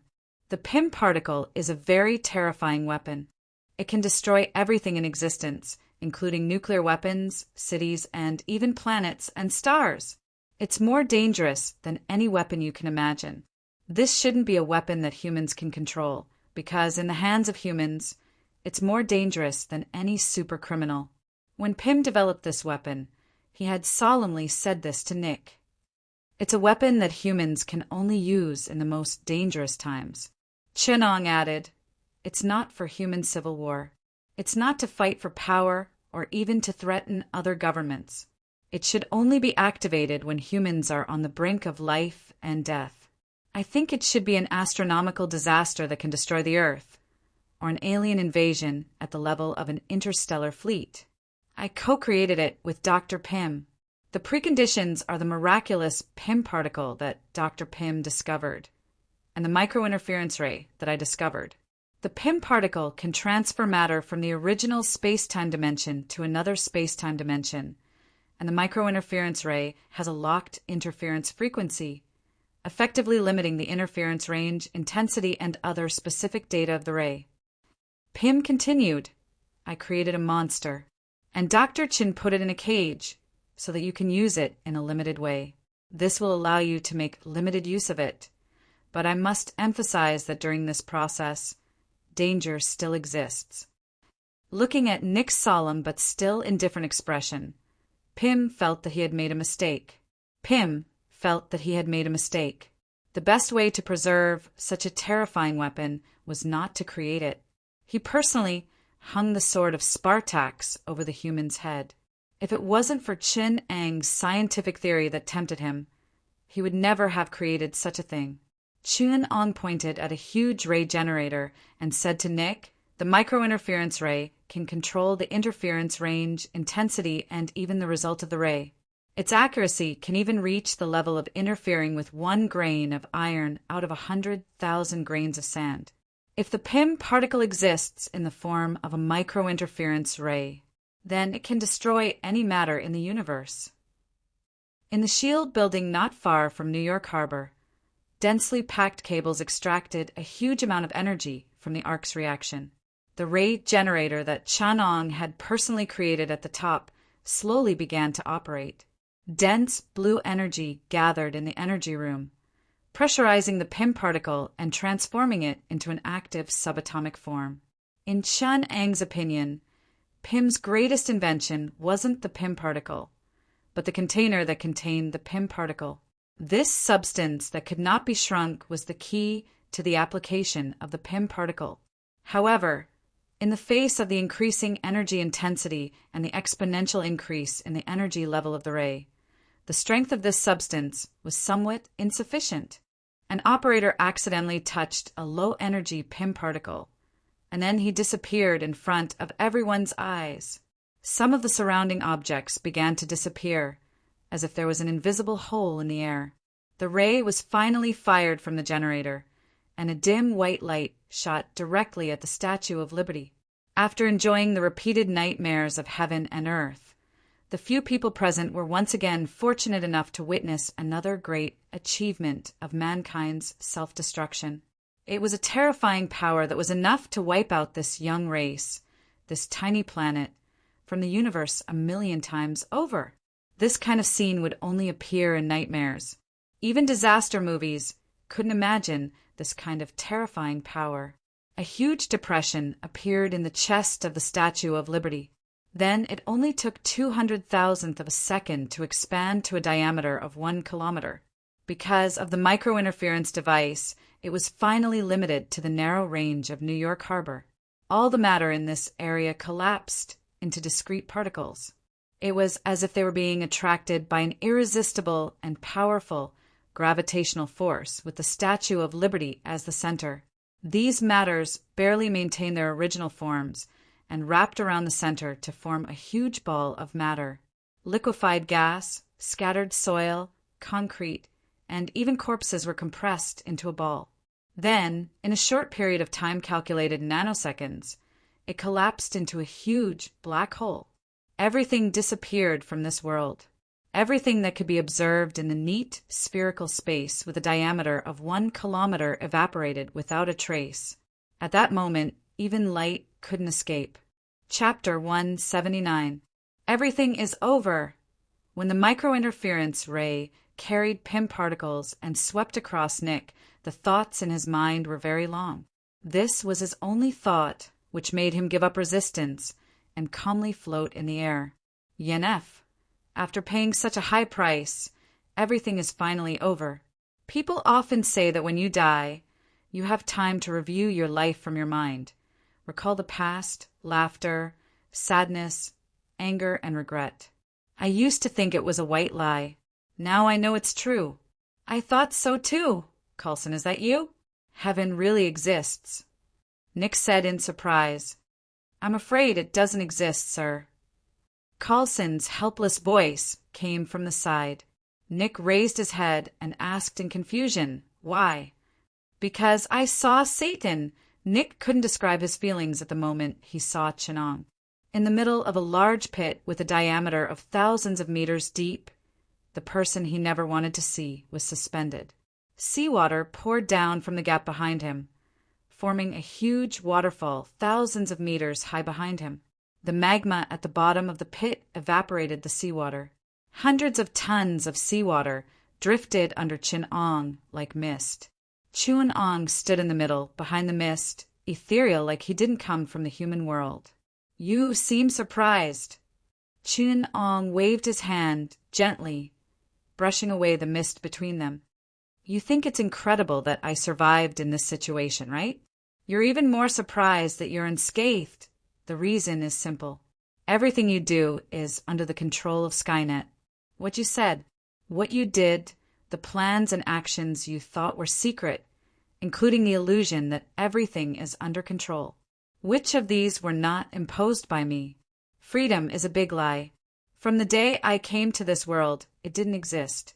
Chun-Ong looked at Nick Fury seriously. "After this time, I'm going to kill you. You will reconsider the relationship between us.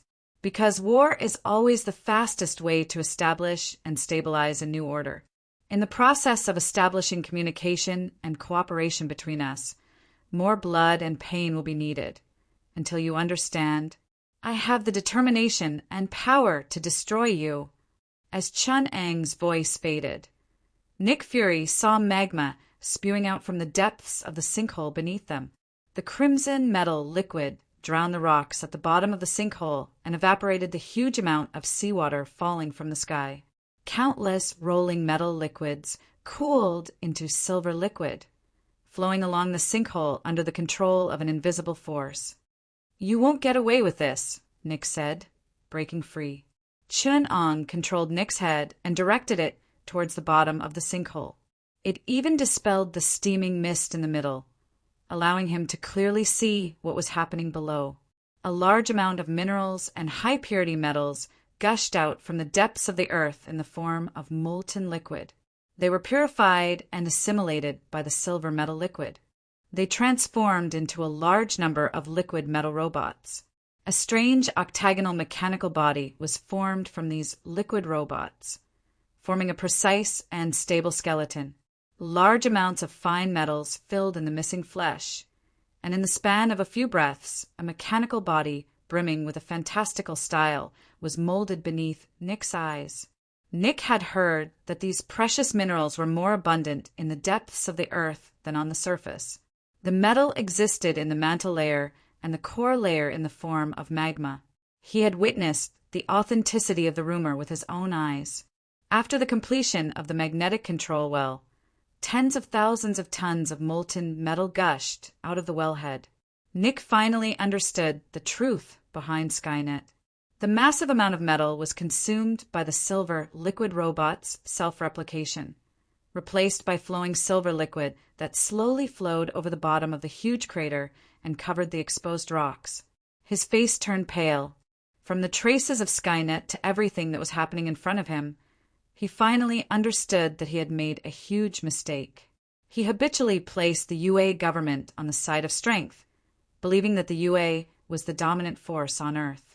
However, he had never considered the consequences of facing an enemy with overwhelming strength. The blue light, representing cold fusion, lit up again at the bottom of the giant pit, and the nuclear matter continuously extracted from the core was transformed into a powerful energy source in the magnetic field binding furnace. From the repeated catastrophes to the formation of the giant sinkhole, it was not a long time. Many active superheroes in New York had just arrived. This kind of calamity-level disaster frightened New Yorkers. The huge sinkhole was a constant reminder that they had once again brushed shoulders with the Grim Reaper. What happened here? Spider-Man looked down from the edge of the giant pit. The sensitive senses from the spider immediately made him feel the chill of the hair standing on end. The slight vibration of the ground and a little bit of steam from the mouth of the giant pit were enough to make him realize that it was not simple inside. There was a creepy sense of danger. "I feel something inside," Peter said to Super Daredevil, who arrived later. Super Daredevil, who had lost his vision, had his other senses greatly enhanced. His bat-like vision was even unaffected by the darkness and other factors, allowing him to spy on the specific situation of the enemy. "I'm chasing after Kingpin. A few weeks ago, I found out that there was a problem with Kingpin's gang. I suspect that Kingpin might be dead, Peter was shocked. How could it be? Who did it? Someone scarier than him. Super Daredevil's tone was heavy. Kingpin's men are afraid of that person. It's like a taboo. They would even rather be interrogated than mention that person's name. I think he should be related to Dr. Doom, who has become famous in recent months. Just yesterday, I had a very well-informed informant tell me that there will be a big operation here. That's troublesome. You've seen the situation here. This kind of destructive power is different from a small fight against crime. This is not something we should intervene in. Leave it to them to solve. If you're talking about agents... Super Daredevil walked straight to the ruins on the side, pulled away a pile of concrete, and revealed the buried body below. I think they're already here. Something big happened this time. I have to hurry. Before Peter could finish his words, a uniform mechanical sound came from the thick fog, and the ground shook regularly, as if thousands of horses were galloping. In the dim fog, countless shadows reflected the silver light, and the shadows covered the entire field of vision. Whoosh! A silver light rose from the deep pit into the sky and slid through the sky. The metal body shone under the sun, and it was unusually dazzling. In Spider-Man's dynamic vision, the streamlined aircraft was abnormally blurry in his retina.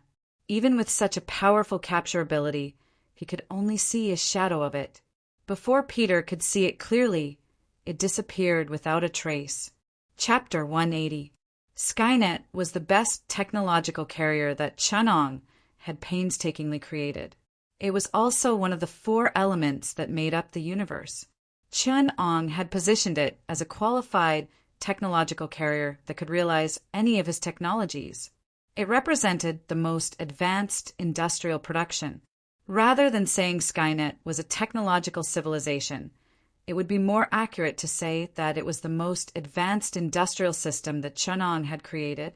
Starting from the most basic aspect of matter, it would be more accurate to say that it was the most advanced industrial system that Chunong had created. Therefore, what Skynet lacked the most was imagination and creativity based on perceptual intelligence. It was hard to say that this was not because of Chunong's intentions. After all, civilization was hard to control, but tools were different. However, this information that was important to a civilization, an individual with a long history, was meaningless to Earth's civilization. This kind of intelligent subatomic energy could easily change its own gravitational force, electromagnetic force, strong force, and weak force. Although it was only a simple mutual force changeability, Skynet could already achieve any miracle that humans could imagine. It was just a simple technological construct. Chunong had even restricted Skynet's base to not bring out technology that was 20 years ahead of this world. However, the human army still suffered a crushing defeat under this attack. The combat power of the nanomachines that Skynet had reconstructed shook the entire world. The U.S. government's reaction speed was extremely fast. The Second Fleet had immediately headed for New York. Their powerful air defense and mobility forces allowed them to react immediately and quickly intervene in the operation. Delta, this is Command. The opponent is an extremely powerful robot army. I repeat, the opponent is an extremely powerful robot army. Our target is an extremely dangerous person with special abilities. He is under the protection of the robot army and possesses extremely powerful combat abilities.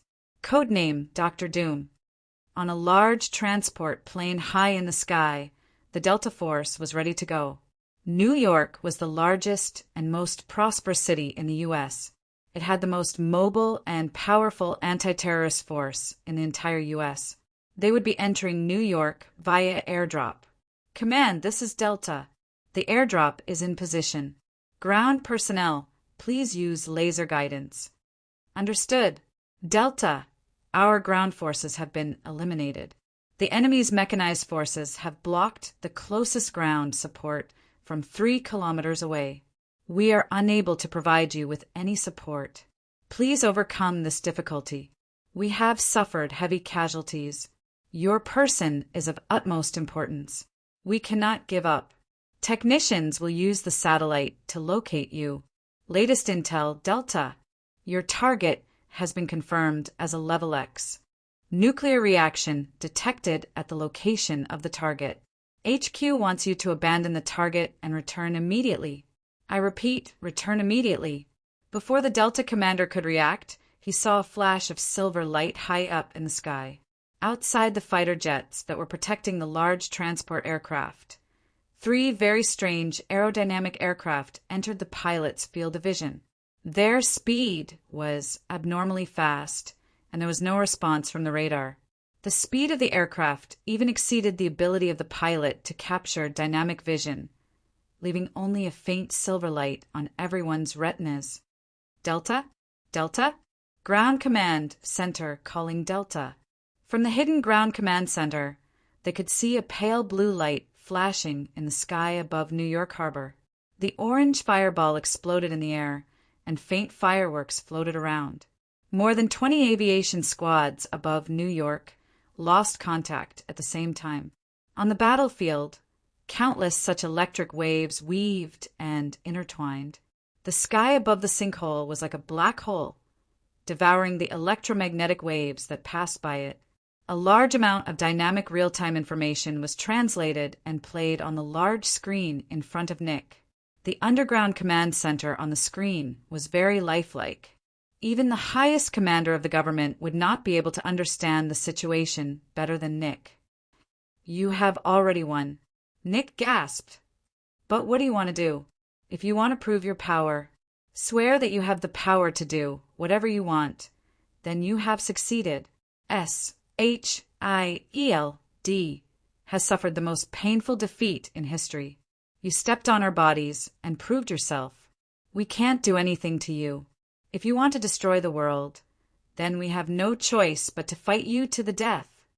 Are these tragedies, these tragic scenes your goal? If not, then what is your goal? The screen in front of Nick appeared the image of the Second Fleet. I am not a terrorist, Chenong replied. I am very curious why SHIELD would treat me as a supervillain. Even in the universe, everything I have done to you is moral and legal. I have said before, your biggest illusion is that you think you are free, but you are not. Just like how you mistakenly think that you have sovereignty over Earth. But Earth and humans are my property. Nick's remaining eyes stared at Chenong. He could barely control his anger and was almost trembling. Do you think you can do whatever you want just like that? You are very wrong. Humans are born free, never controlled or manipulated by anyone. We are not anyone's property. If someone dares to swear like that, I swear I will stuff his head into a beep. That is the truth. Chenong shook his head helplessly. Go to hell with the truth. Don't be naughty. Chenong controlled a steel needle to pierce Nick's skin. The blood was directed into the PIM particle ray stimulator. This strange subatomic device, combined with a microscope, could display D&D most clearly. Nick saw his cells magnified thousands of times. Under the scanner, the internal structure was abnormally clear. Let the truth speak, Chenong said. He clearly displayed Nick's chromosomes on the screen of the scanner. Humans seem to be unable to decipher the genetic information, but it is not only the deep information that has been marked. I have prepared some more intuitive marks. Just like how you like to put earrings on the cows and sheep you raise, Skynet's experimental animals also have their own marks. It is on the 23rd pair of chromosomes, which is your sex chromosomes. Nick's genetic map appeared on the screen in front of him. Even the most illiterate person could see that the genetic map would never appear on normal creatures. The appearance of animals and plants may have regular patterns, and it was not impossible for the same thing to happen to genes. Of course, this mark was exactly the same as Skynet's mark, but Nick could also find a reason to convince himself.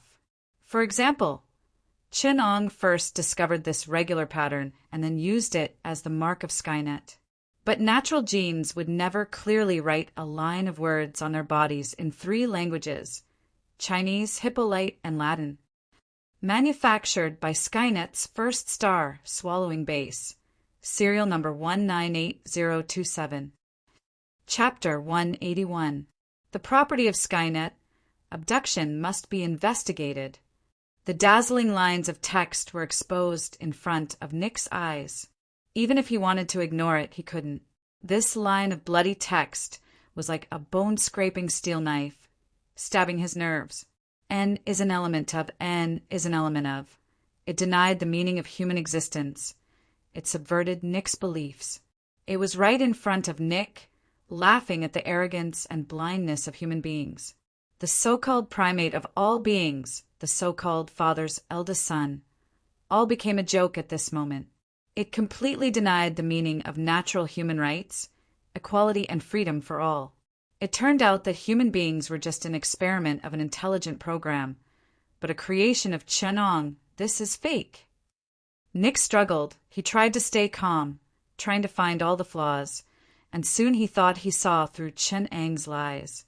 A genetic map can be forged. You can write a code based on the laws of human genes, just like drawing a target on the spot where an arrow will land. You've chosen a method that can achieve this effect based on the laws of human genes. With Skynet's computing speed, it's not difficult to achieve this. This is the result of a combination of coincidence and your careful planning. Your biggest loophole is the use of these 3 languages. Chinese characters, and even simplified characters. Simplified Chinese characters were created by the Chinese government in the last century. How could the creator of the world use the language of the future? Nick spoke faster and faster. His voice even trembled, and his expression was mixed with fear and excitement. He was bound in the air by an invisible gravitational force. But at this time he broke free from this invisible force and shouted in his most determined tone, "You are trying to deceive me, but you can't do it. You are not God." The last sentence, Nick shouted with a roar. Chen-Ong did not stir up any waves because of his impulsiveness. He said in a calm and unquestionable tone, "You are trying to deceive me, but you can't do it. You are not God." Hebrew for let there be light.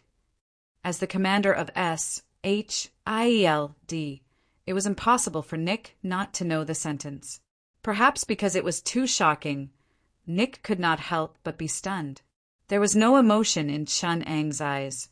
Looking down at him from above, when he finally reacted, Nick frantically tried to attack Chen-Ong with his teeth. His remaining "I looked like it" was about to burst into flames. His face was terrifyingly hideous. He was enraged by Chen-Ang's words, even angrier than before. "This is blasphemy. This is blasphemy. You are not him. You are the devil. It was a demon, an ancient serpent. You're not him, no." Nick screamed at the top of his lungs.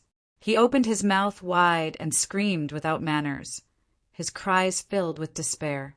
Chen-Ong did not make a sound, but Nick was struggling with all his might. On one side, he was crazily moving, and on the other side, he was frozen. Nick tried to find a trace of guilt, fear, or pride from Chen-Ang's face, but he did not. Chen-Ong was indifferent and calm. Nick clenched his teeth, and his neck was full of protruding veins. He raised his head with difficulty, and his eyes met with the cold eyes. It was already dusk, and behind Chen-Ong the sun slowly rose. Light shone on the ground, but Nick's heart was filled with darkness. The sun is rising from the west. On the screen, the citizens of New York were either terrified or curious as they looked to the west. This is white night, right? An astronomical phenomenon similar to a mirage. Someone tried to explain, but soon the rumor collapsed. The sun rose higher and higher until it was noon, and the center of the sky covered the entire New York City. Even the entire Western Hemisphere was illuminated. Under the hot sun, Nick was cold and shivering. His struggling became more and more intense, but he could not get rid of the invisible shackles. He could only look at Chen-Ong with resentment and resentment. Nick's eyes became more and more resentful. He viciously quoted from the Bible, "Through death on the cross. The one who corrupts the power of death is the devil. and release those who have been slaves for their entire lives because of fear of death. May the precious blood of the Lord prevail. May the holy name of the Lord prevail. May the Holy Spirit manifest its power and eliminate all the deeds of the devil. The army in the distance finally entered New York Harbor. The aircraft carriers and battleships of the Second Fleet aimed their cannons here. The most powerful war weapons of mankind easily knocked away the fishing boats and cargo ships that were blocking the sea route. The 127 millimeters diameter cannons rotated on the deck. The cold pain of death almost drowned Nick, but he still had the energy to look at the screen.